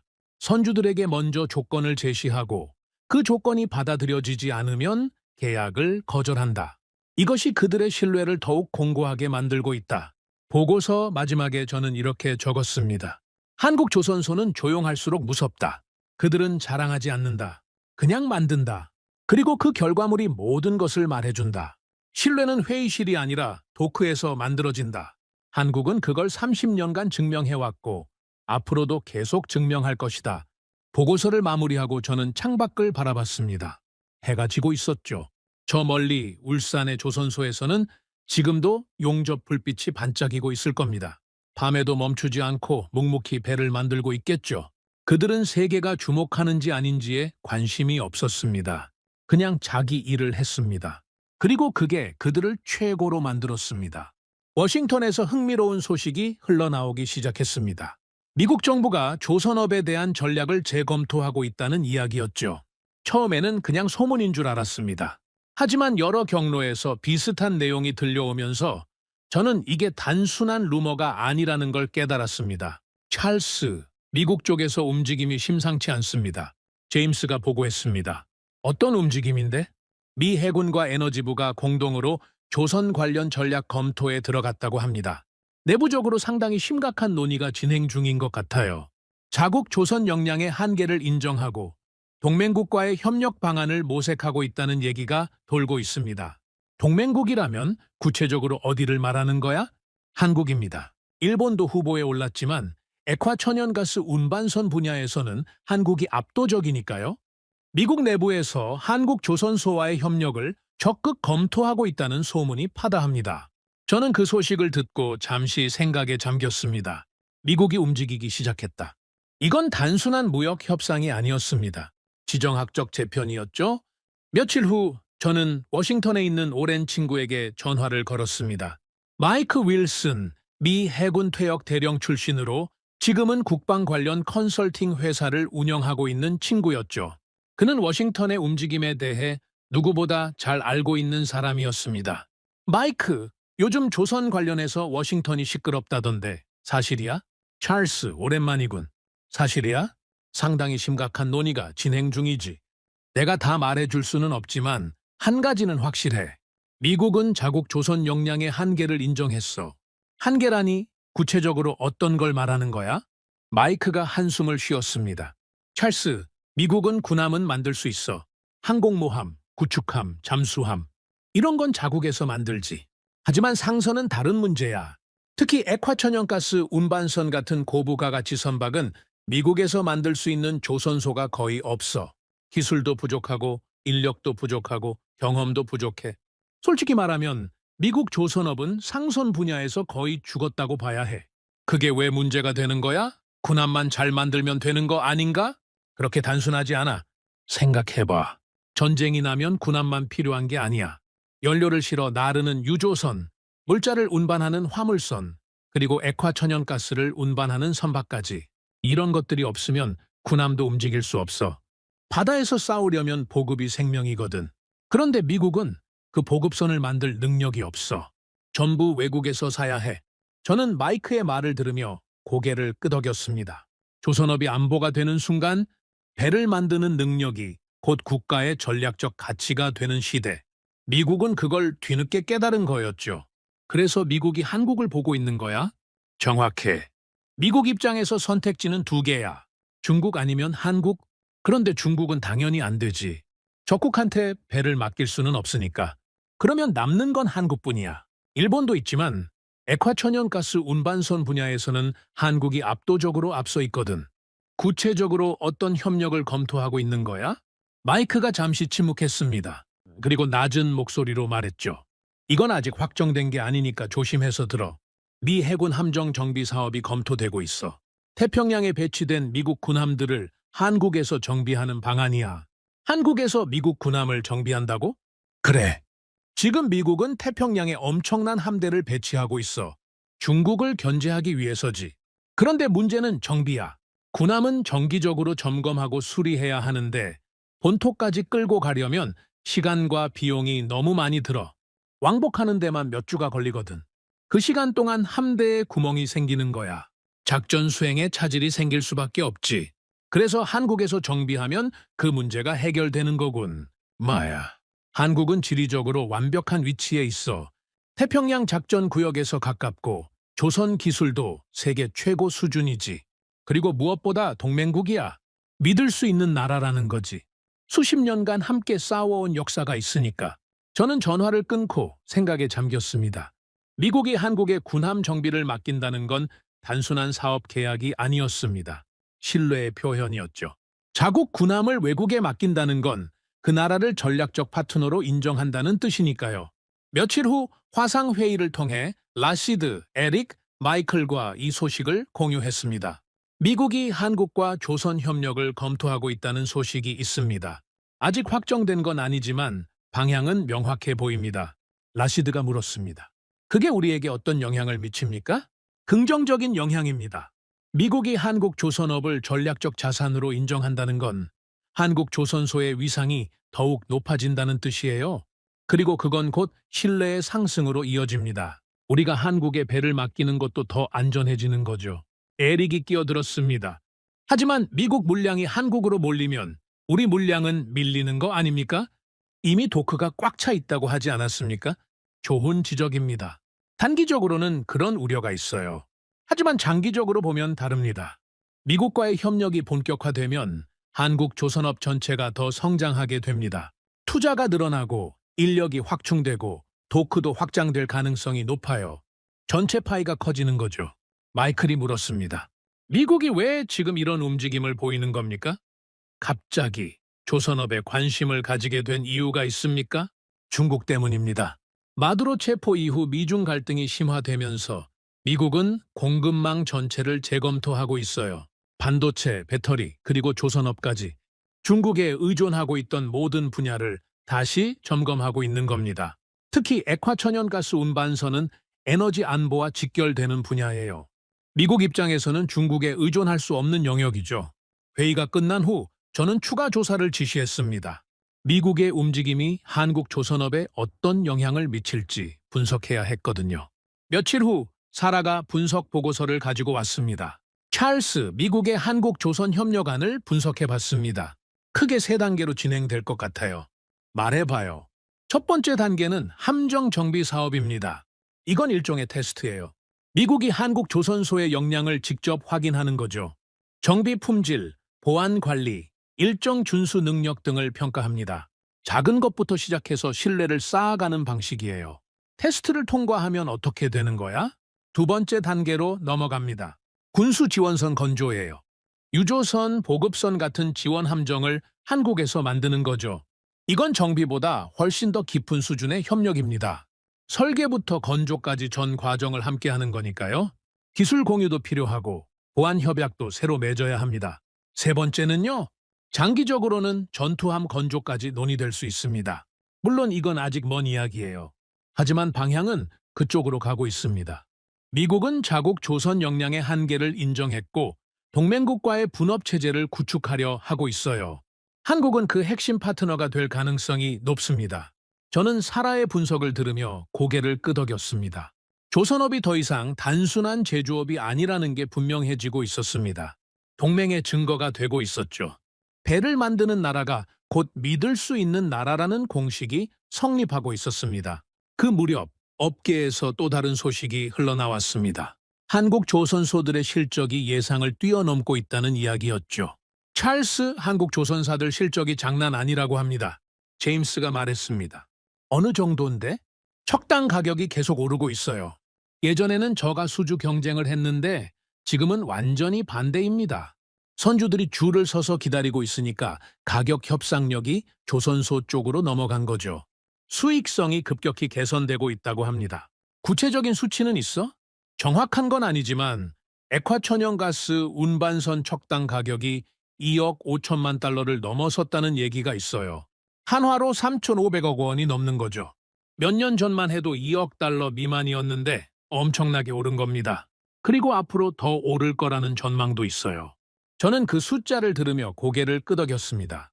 수요와 공급의 법칙. 만들 수 있는 곳은 한정되어 있는데 원하는 곳은 많으니 가격이 오를 수밖에 없는 거죠. 한국 조선소들은 더 이상 가격 경쟁을 할 필요가 없었습니다. 그냥 자기 가격을 부르면 됐습니다. 중국은 어떻게 되고 있어? 반대입니다. 물량은 줄고 가격은 떨어지고 있어요. 품질 문제가 알려지면서 선주들이 기피하고 있거든요. 정부 보조금으로 버티고 있지만 수익성은 악화되고 있다고 합니다. 적자를 감수하면서 물량을 유지하려 하지만 그것도 한계가 있죠. 격차가 점점 벌어지고 있는 겁니다. 저는 창밖을 바라보며 생각에 잠겼습니다. 시장이 답을 내리고 있었습니다. 가격으로 승부하던 시대가 끝나고 기술과 신뢰로 승부하는 시대가 열린 거죠. 그리고 그 새로운 시대의 승자는 명확했습니다. 며칠 후 라시드에게서 전화가 왔습니다. 찰스, 좋은 소식이 있습니다. 한국 조선소와의 계약이 마무리됐어요. 축하합니다. 조건은 어떻게 됐습니까? 솔직히 말씀드리면 가격은 예상보다 높았습니다. 협상이 쉽지 않았어요. 하지만 본사에서 승인했어요. 왜냐하면 가격보다 중요한 게 있거든요. 확실하게 받을 수 있다는 거죠. 납기를 믿을 수 있고 품질을 믿을 수 있습니다. 그게 가격보다 더 가치 있는 거예요. 현명한 판단입니다. 그리고 한 가지 더 있어요. 한국 조선소에서 우리에게 제안을 했습니다. 장기 파트너십을 맺자고요. 단발성 계약이 아니라 향후 10년간 지속적으로 협력하자는 겁니다. 물량을 보장해주면 그에 맞춰서 생산 계획을 조정하겠다고요. 장기 파트너십이라 그들이 먼저 제안한 겁니까? 네, 처음에는 좀 놀랐어요. 보통은 선주가 그런 제안을 하거든요. 하지만 생각해보니 이해가 됐습니다. 그들도 안정적인 수요가 필요한 거죠. 서로 윈윈이 되는 구조입니다. 우리는 배를 확실하게 받을 수 있고 그들은 생산 계획을 안정적으로 세울 수 있으니까요. 전화를 끊고 저는 미소를 지었습니다. 한국조선소는 단순히 배를 파는 게 아니라 관계를 만들고 있었습니다. 단기적인 이익보다 장기적인 파트너십을 추구하는 것, 이게 그들이 30년간 신뢰를 쌓아온 방식이었죠. 다음 주 저는 종합보고서를 작성했습니다. 미국의 움직임, 한국조선소의 실적, 그리고 시장의 변화를 정리하면서 결론 부분에 이렇게 적었습니다. 조선은 더 이상 단순한 제조업이 아니다. 에너지 안보, 군사 전략, 그리고 동맹 관계가 모두 얽혀있는 복합적인 산업이 되었다. 미국이 한국을 전략적 파트너로 선택한 것은 우연이 아니다. 30년간 축적된 기술, 한 번도 어기지 않은 납기 기록, 그리고 완벽을 추구하는 문화가 만들어낸 결과다. 보고서 마지막에 저는 이렇게 적었습니다. 동맹은 말로 만들어지지 않는다. 도크에서 만들어진다. 함께 배를 만들고 함께 바다를 지키는 것. 그게 진짜 동맹이다. 한국은 그걸 증명했다. 선택받은 게 아니라 스스로 그 자리를 만들어낸 거다. 보고서를 마무리하고 저는 창밖을 바라봤습니다. 세계의 판이 바뀌고 있었습니다. 그리고 그 변화의 중심에 한국이 있었습니다. 조용히, 하지만 확실하게. 워싱턴에서 폭탄 같은 소식이 터졌습니다. 트럼프 대통령이 중국 조선업에 대한 강경 발언을 했다는 이야기가 업계 전체로 퍼져나갔죠. 처음에는 반신반의했습니다. 하지만 여러 경로에서 같은 내용이 확인되면서 저는 이게 단순한 정치적 수사가 아니라는 걸 깨달았습니다. 찰스 트럼프가 중국 조선업을 직접 겨냥했습니다. 제임스가 급하게 사무실로 들어오며 말했습니다. 그의 손에는 뉴스 기사와 업계 분석 자료가 들려 있었죠. 어떤 내용인데? 중국 조선업을 사실상 봉쇄하겠다는 취지의 발언입니다. 안보를 명분으로 내세웠어요. 중국에서 건조된 선박들에 대한 제재를 검토하고 있다는 내용이 흘러나오고 있습니다. 금융 제한, 항만 접근 제한, 보험 조건 강화까지. 사실상 중국 조선업을 국제시장에서 고립시키겠다는 거죠. 저는 그 소식을 듣고 잠시 말을 잃었습니다. 예상은 했지만 이렇게 직접적으로 나올 줄은 몰랐거든요. 트럼프는 항상 예측 불가능한 사람이었지만 이번 움직임은 분명한 방향성을 가지고 있었습니다. 중국을 조선 시장에서 밀어내겠다는 거였죠. 시장 반응은 어때? 난립니다. 발언이 나온 직후부터 선주들 사이에서 비상 연락이 오가고 있어요.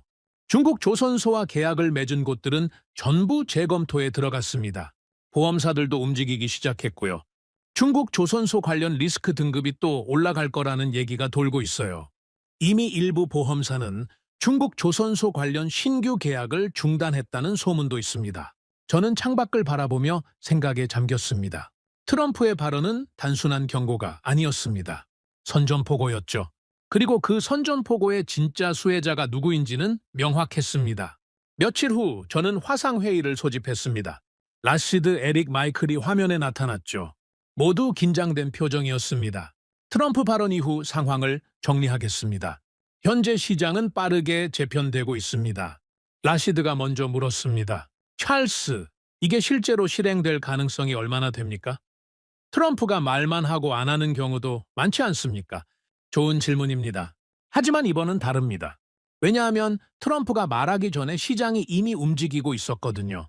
마두로 체포 이후 보험사들이 중국 조선소 리스크를 상향 조정했고 선주들이 이탈하기 시작했습니다. 트럼프 발언은 그 흐름에 불을 붙인 거예요. 가속화시킨 거죠. 이미 기울어진 운동장에 기름을 부은 겁니다. 에릭이 끼어들었습니다. 그러면 중국 조선업은 어떻게 됩니까? 완전히 무너지는 겁니까? 무너지지는 않을 겁니다. 중국 내수 시장이 있으니까요. 하지만 국제시장에서는 심각한 타격을 받을 겁니다.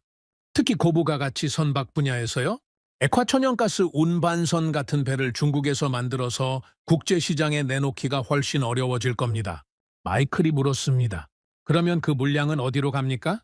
저는 잠시 침묵했습니다. 그리고 천천히 대답했죠. 한국입니다. 갈 곳이 거기밖에 없어요. 회의가 끝난 후 저는 최신 시장 데이터를 분석하기 시작했습니다. 숫자들을 살펴보는 순간 저는 눈을 의심했습니다. 상황이 예상보다 훨씬 더 극적으로 전개되고 있었거든요. 제임스, 이 숫자가 맞아? 네, 여러 번 확인했습니다. 올해 전 세계 액화천연가스 운반선 발주량이 115척을 넘어섰어요. 그리고 그중 대부분이 한국으로 갔습니다. 115척이라고? 네? 역대 최고 수준입니다. 그리고 이건 아직 끝난 게 아니에요. 발주 대기 중인 물량까지 합치면 훨씬 더 많아질 겁니다. 카타르, 노르웨이, 호주, 유럽 메이저 에너지 기업들이 전부 한국으로 몰리고 있어요. 저는 그 숫자를 바라보며 감탄했습니다. 115척. 이건 단순한 숫자가 아니었습니다. 선언이었죠? 전 세계가 한국을 선택했다는 선언. 더 이상 논쟁의 여지가 없었습니다. 척당 가격은 어떻게 되고 있어? 계속 오르고 있습니다. 지금 액화천연가스 운반선 척당 가격이 2억 6천만 달러를 넘어섰어요. 한화로 약 3,700억 원이죠. 몇 년 전만 해도 2억 달러가 안 됐는데 엄청나게 오른 겁니다. 저는 빠르게 계산을 해봤습니다. 115척 곱하기 3,700억 원. 단순 계산으로도 40조 원이 넘는 규모였습니다. 한 해 발주량만으로 이 정도라니 한국 조선업이 얼마나 거대한 부가가치를 창출하고 있는지 새삼 실감이 났습니다. 수익성은 어떻습니까? 그것도 좋아지고 있어요. 예전에는 저가 수주 경쟁 때문에 마진이 별로 없었는데 지금은 완전히 다릅니다. 가격을 선주가 아니라 조선소가 정하는 상황이니까요. 한국 조선사들의 영업이익률이 크게 개선됐다는 얘기가 돌고 있어요. 며칠 후 저는 한국의 김상무에게 전화를 걸었습니다. 김상무님, 요즘 상황이 어떻습니까? 김상무가 웃으며 대답했습니다. 하지만 그 웃음에는 피로가 묻어 있었죠. 호선 씨, 솔직히 말씀드리면 정신이 없습니다. 전화가 너무 많이 와서 업무를 볼 수가 없을 정도예요. 전 세계에서 배를 만들어 달라고 연락이 옵니다. 유럽, 중동, 호주, 심지어 미국에서도요. 하루에 수십 통씩 전화가 오는데 다 받을 수가 없어요. 트럼프 발언 이후로 더 심해졌습니까? 네, 확실히 가속이 붙었어요. 원래도 주문이 많았는데 이제는 감당이 안 될 정도입니다. 중국 쪽과 계약을 맺었던 선주들이 줄줄이 연락해오고 있어요. 계약을 취소하고 한국으로 오겠다는 거죠. 위약금을 물더라도 한국에서 받겠다는 분들도 있어요. 수용이 가능합니까? 김상무가 한숨을 쉬었습니다. 솔직히 어렵습니다. 도크가 이미 꽉 차 있거든요. 지금 계약하시면 배를 받을 수 있는 게 4년에서 5년 후예요. 그래도 기다리겠다고 합니다. 중국보다는 늦더라도 한국에서 받겠다는 거죠. 5년을 기다리더라도 확실하게 받는 게 낫다는 판단인 거예요. 그 정도로 신뢰가 있다는 뜻이죠. 가격 협상은 어떻게 되고 있습니까? 우리가 가격을 제시하면 선주들이 받아들입니다. 예전에는 깎아달라고 협상을 했는데 지금은 그런 게 없어요. 협상의 주도권이 완전히 우리 쪽으로 넘어왔습니다. 오히려 우리가 선주를 고르는 상황이에요. 누구와 장기적으로 파트너십을 맺을지 선택하는 거죠. 신뢰할 수 있는 파트너를 골라서 오래 함께 가는 게 우리 전략입니다. 김상무님, 한 가지 더 여쭤봐도 되겠습니까? 왜 한국만 이렇게 잘 되는 겁니까? 중국도 기술이 있고 일본도 기술이 있는데 왜 한국만 이 시장을 독점하는 겁니까? 김상무가 잠시 침묵했습니다. 그리고 천천히 말했죠. 호선 씨, 이건 기술의 문제만이 아닙니다. 물론 기술도 중요해요. 극저온 용접 기술은 우리가 30년간 개발해온 거고 아직 어느 나라도 따라오지 못하고 있죠. 하지만 그것만으로는 설명이 안 돼요. 그러면 뭡니까? 신뢰입니다. 우리는 지난 수십 년간 단 한 번도 납기를 어긴 적이 없어요. 계약서에 적힌 날짜 배를 인도했습니다. 품질 문제로 반송된 적도 거의 없고요. 선주들은 그걸 알아요. 한국에 맡기면 확실하게 받을 수 있다는 걸. 그 신뢰가 30년간 쌓인 거예요. 하루아침에 만들어지는 게 아닙니다. 중국은 그 신뢰가 없는 겁니까? 솔직히 말씀드리면 아직 부족합니다. 중국은 빠르게 성장했어요. 물량 면에서는 이미 세계 최대가 됐죠. 하지만 신뢰는 물량으로 쌓이는 게 아닙니다. 약속을 지키는 것으로 쌓이는 거예요. 납기를 어기고 품질 문제가 생기고 그런 일이 반복되면 신뢰가 무너지죠. 한번 무너진 신뢰는 회복하기가 정말 어렵습니다. 중국이 그 교훈을 지금 배우고 있는 거예요. 전화를 끊고 저는 생각에 잠겼습니다. 트럼프가 중국 조선업을 봉쇄하겠다고 했지만 사실 진짜 봉쇄는 이미 시작되어 있었습니다. 정치적 제재가 아니라 시장의 선택으로요. 선주들이 중국을 떠나고 있었습니다. 가격이 아니라 신뢰를 기준으로 판단하기 시작한 거죠. 트럼프 발언은 그 흐름에 기름을 부은 것뿐이었습니다. 며칠 후 업계에서 또 다른 소식이 흘러나왔습니다. 중국 조선소 내부에서 대규모 구조 조정이 진행되고 있다는 이야기였죠.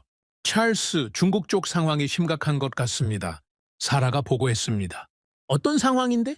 주문이 급감하고 있어요. 특히 고부가 가치 선박 분야에서요. 액화천연가스 운반선 신규 계약이 거의 끊겼다고 합니다. 기존 계약도 취소되거나 연기되는 경우가 많고요. 일부 조선소는 도크가 비어가고 있다는 얘기까지 나옵니다.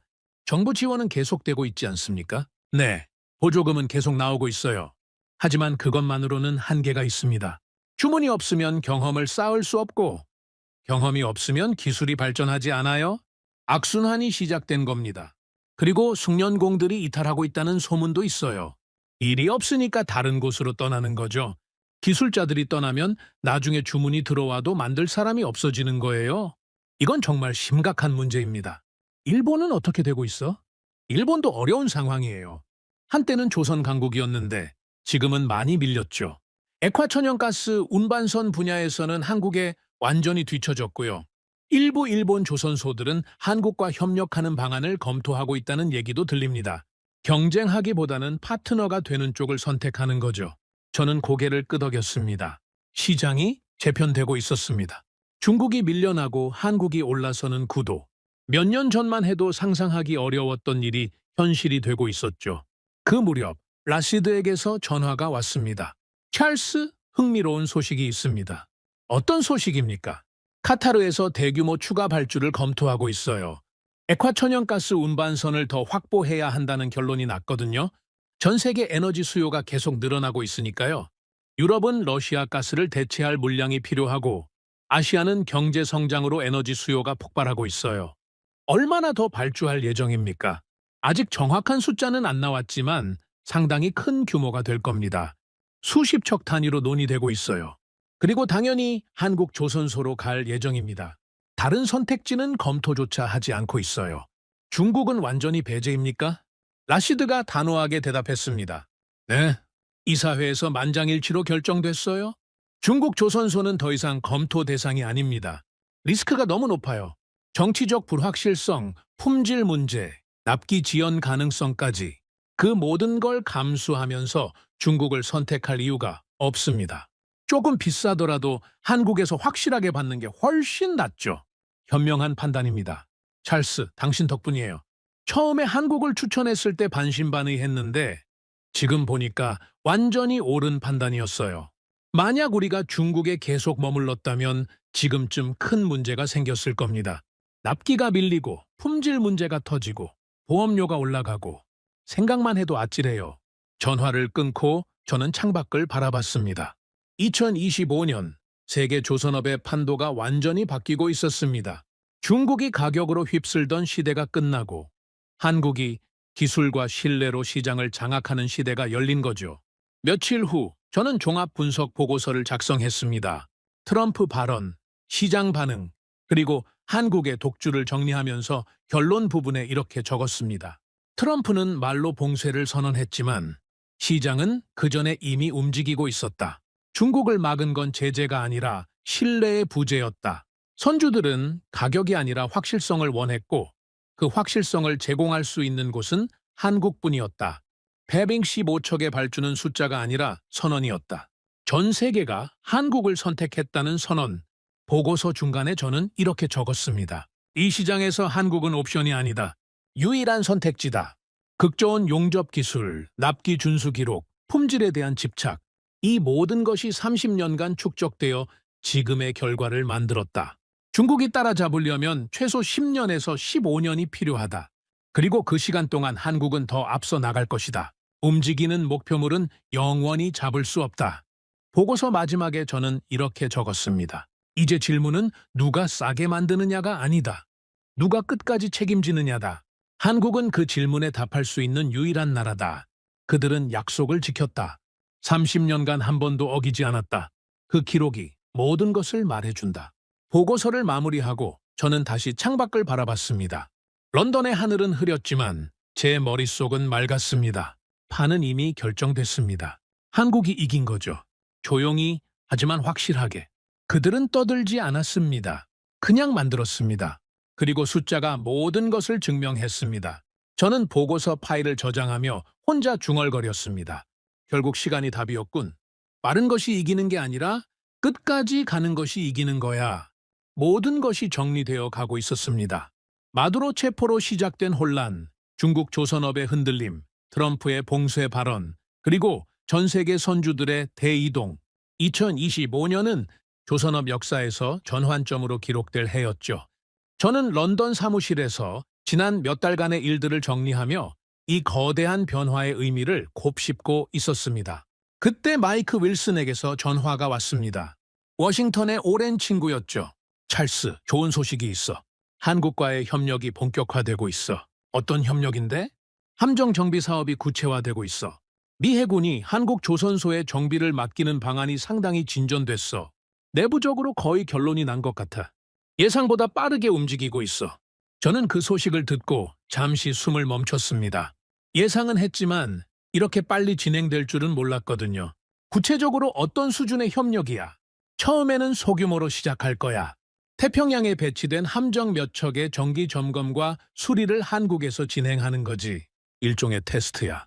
한국 조선소의 역량을 직접 확인하는 거지. 보안 관리 능력, 정비 품질, 일정 준수 능력을 모두 평가할 거야. 테스트를 통과하면 어떻게 되는 거야? 마이크가 잠시 침묵했습니다. 그리고 낮은 목소리로 말했죠. 규모가 커질 거야. 정비뿐만 아니라 개조, 업그레이드까지. 그리고 장기적으로는 신조함 건조도 논의될 수 있어.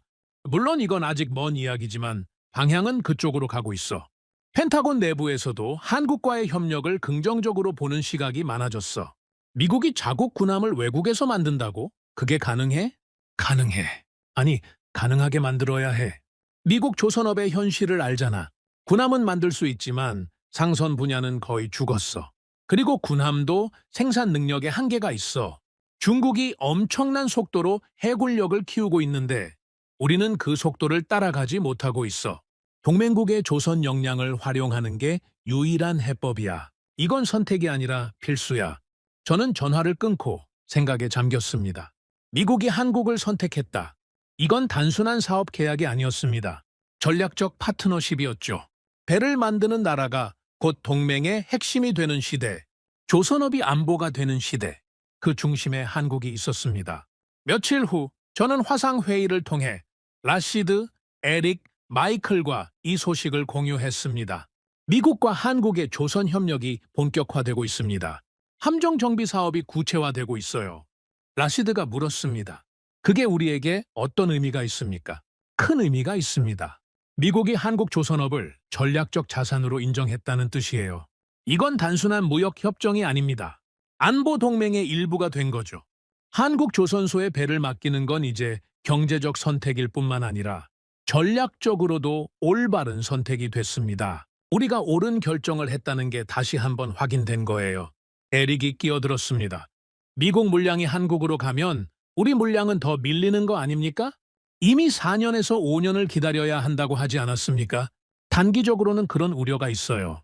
하지만 장기적으로 보면 다릅니다. 미국과의 협력이 본격화되면 한국 조선업 전체가 더 성장하게 됩니다. 투자가 늘어나고 인력이 확충되고 토크도 확장될 가능성이 높아요. 전체 파이가 커지는 겁니다. 그리고 우리는 이미 장기 파트너십을 맺었으니까 그 안에서 우선순위를 확보할 수 있어요. 마이클이 물었습니다. 한국 조선소들은 이 상황을 어떻게 받아들이고 있습니까? 주문이 너무 많아서 힘들다고 하지 않았습니까? 맞습니다. 힘든 건 사실이에요. 하지만 그들은 이 기회를 잘 활용하고 있습니다. 무리하게 물량을 늘리지 않고 품질을 유지하면서 선별적으로 계약을 체결하고 있어요. 그리고 미국과의 협력은 단순히 물량의 문제가 아닙니다. 위상의 문제죠.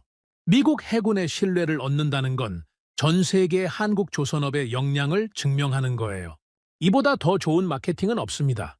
회의가 끝난 후 저는 한국의 김 상무에게 전화를 걸었습니다. 김 상무님, 미국과의 협력 소식을 들었습니다. 축하드립니다.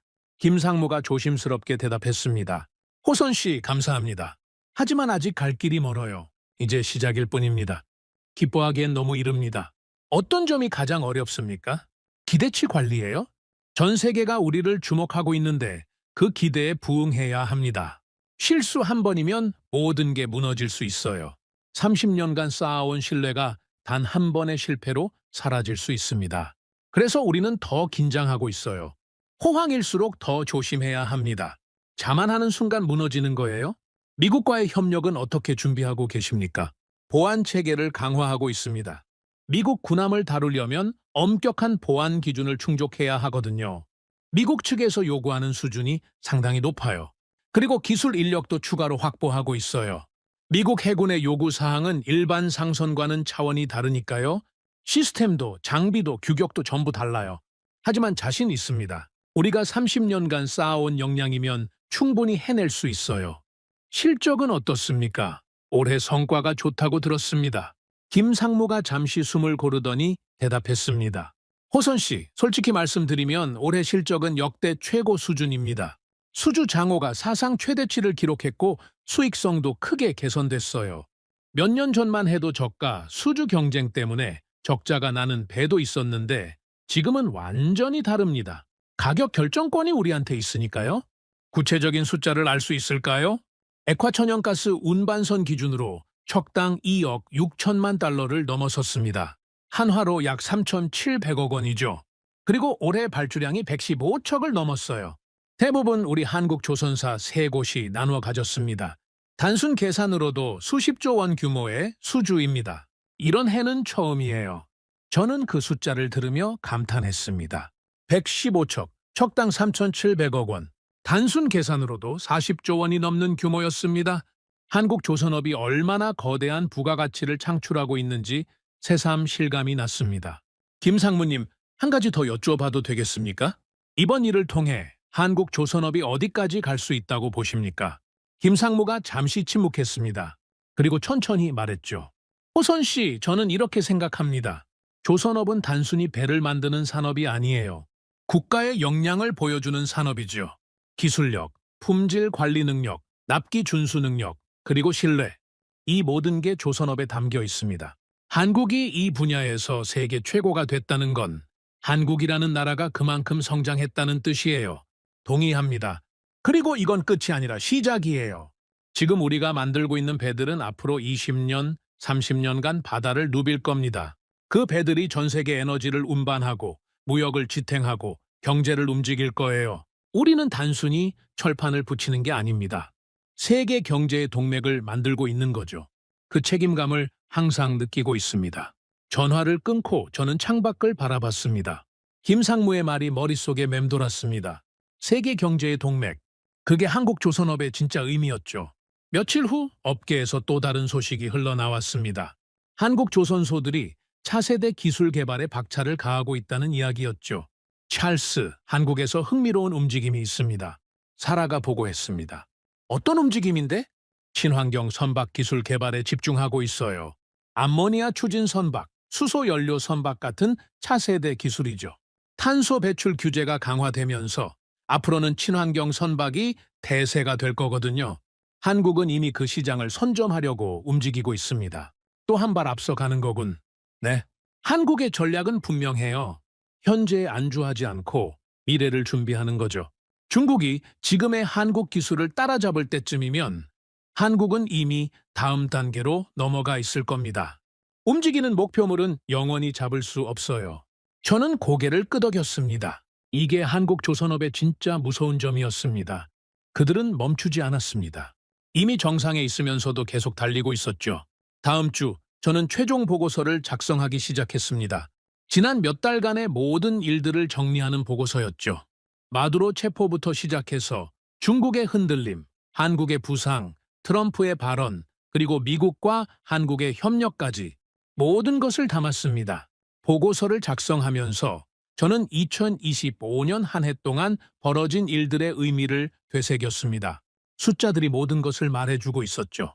액화천연가스 운반선 발주량 115척 이상, 그 대부분이 한국으로 향했습니다. 척당 가격 2억 6천만 달러 이상, 한화로 3,700억 원이 넘는 금액이었죠. 한국 조선소의 수주 장호는 역대 최고 수준을 기록했고 수익성도 크게 개선됐습니다. 영업이익률이 두 자릿수를 넘어섰다는 얘기도 들렸습니다. 반면 중국은 고부가가치 선박 시장에서 급격히 밀려나고 있었습니다.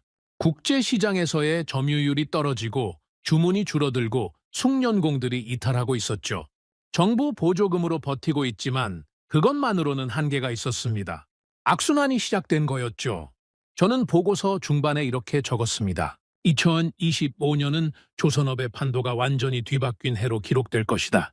중국이 가격으로 휩쓸던 시대가 끝나고 한국이 기술과 신뢰로 시장을 장악하는 시대가 열렸다. 이건 일시적인 현상이 아니다. 구조적인 변화다. 극저온 용접 기술의 격차, 납기 준수 기록의 차이, 그리고 품질에 대한 철학의 차이. 이 모든 것이 누적되어 지금의 결과를 만들었다. 저는 보고서를 작성하면서 지난 몇 달간 만났던 사람들을 떠올렸습니다. 울산 조선소의 김상무, 카타르의 라시드, 노르웨이의 에릭, 호주의 마이클, 워싱턴의 마이크. 그들 모두가 같은 결론에 도달했습니다. 한국이 답이라는 결론. 저는 보고서 후반에 이렇게 적었습니다. 조선업은 더 이상 단순한 제조업이 아니다. 에너지 안보, 군사 전략, 그리고 동맹 관계가 모두 얽혀있는 복합적인 산업이 되었다. 배를 만드는 능력이 곧 국가의 전략적 가치가 되는 시대가 열렸다. 미국이 한국을 선택한 것은 우연이 아니다. 그건 30년간의 축적이 만들어낸 필연적인 결과다. 한국은 조용히 준비했고 때가 왔을 때 그 준비가 빛을 발했다. 보고서를 마무리할 때쯤 저는 잠시 펜을 내려놓고 창밖을 바라봤습니다. 런던의 하늘은 여전히 흐렸지만 제 마음속에는 묘한 감동이 일었습니다. 저는 27년간 이 업계에서 일해왔습니다. 수많은 위기를 받고 수많은 변화를 목격했죠. 하지만 이번처럼 드라마틱한 변화는 처음이었습니다. 한 나라가 조용히 묵묵히 30년간 기술을 쌓아 올리고 마침내 세계의 정상에 서는 모습, 그건 정말 대단한 일이었습니다. 저는 보고서 마지막 페이지에 이렇게 적었습니다. 나는 수많은 위기를 봤다. 소리치는 나라, 변명하는 나라, 그리고 조용히 준비한 나라. 마두로가 체포되던 날 모두는 정치를 이야기했다. 나는 바다를 봤다. 누가 끝까지 배를 완성할 수 있는지, 누가 약속을 숫자로 지킬 수 있는지, 115척의 액화천연가스 운반선, 미국의 선택, 2025년의 기록은 하나의 답을 가리켰다. 한국이었다. 그들은 빠르지 않았다. 하지만 깊었다. 30년간 한 우물을 팠고 한 번도 약속을 어기지 않았다. 그 기록이 신뢰가 됐고 그 신뢰가 오늘의 결과를 만들었다. 이제 질문은 누가 싸게 만드느냐가 아니다. 누가 끝까지 책임지느냐다. 한국은 그 질문에 답할 수 있는 유일한 나라다. 조선의 판이 바뀌었다. 그리고 그 판의 중심에 한국이 있다. 선택받은 게 아니라 스스로 그 자리를 만들어낸 거다. 보고서를 저장하고 저는 의자에 깊이 기대앉았습니다. 모든 것이 끝났습니다. 아니, 모든 것이 시작됐습니다. 저는 창밖을 바라보며 혼자 중얼거렸습니다. 한국을 선택한 건 감정이 아니었다.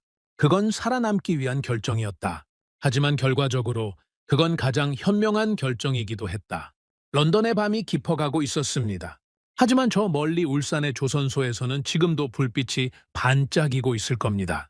밤에도 멈추지 않고 묵묵히 배를 만들고 있겠죠. 그들은 세계가 주목하는지 아닌지에 관심이 없습니다. 그냥 자기 일을 합니다. 내일도 모레도 그 다음 날도. 그리고 그게 그들을 최고로 만들었습니다. 저는 컴퓨터를 끄고 일어섰습니다. 내일은 새로운 하루가 시작될 겁니다. 새로운 계약, 새로운 협상, 새로운 도전들이 기다리고 있겠죠. 하지만 한 가지는 확실했습니다. 이 바다에서 한국은 이미 답을 증명했습니다. 그리고 그 답은 앞으로도 변하지 않을 겁니다. 조용히, 하지만 확실하게. 한국은 그렇게 세계의 바다를 움직이고 있었습니다. 오늘의 사연은 여기까지입니다. 구독과 좋아요는 영상 제작에 아주 큰 힘이 됩니다. 지금까지 감동테라스 저는 소희였습니다. 오늘도 우리 구독자님들의 가정에 따뜻한 행복이 가득하시길 진심으로 바라겠습니다. 긴 영상 끝까지 시청해주셔서 정말 감사합니다. 내일 더 좋은 이야기로 찾아뵙겠습니다. 감사합니다.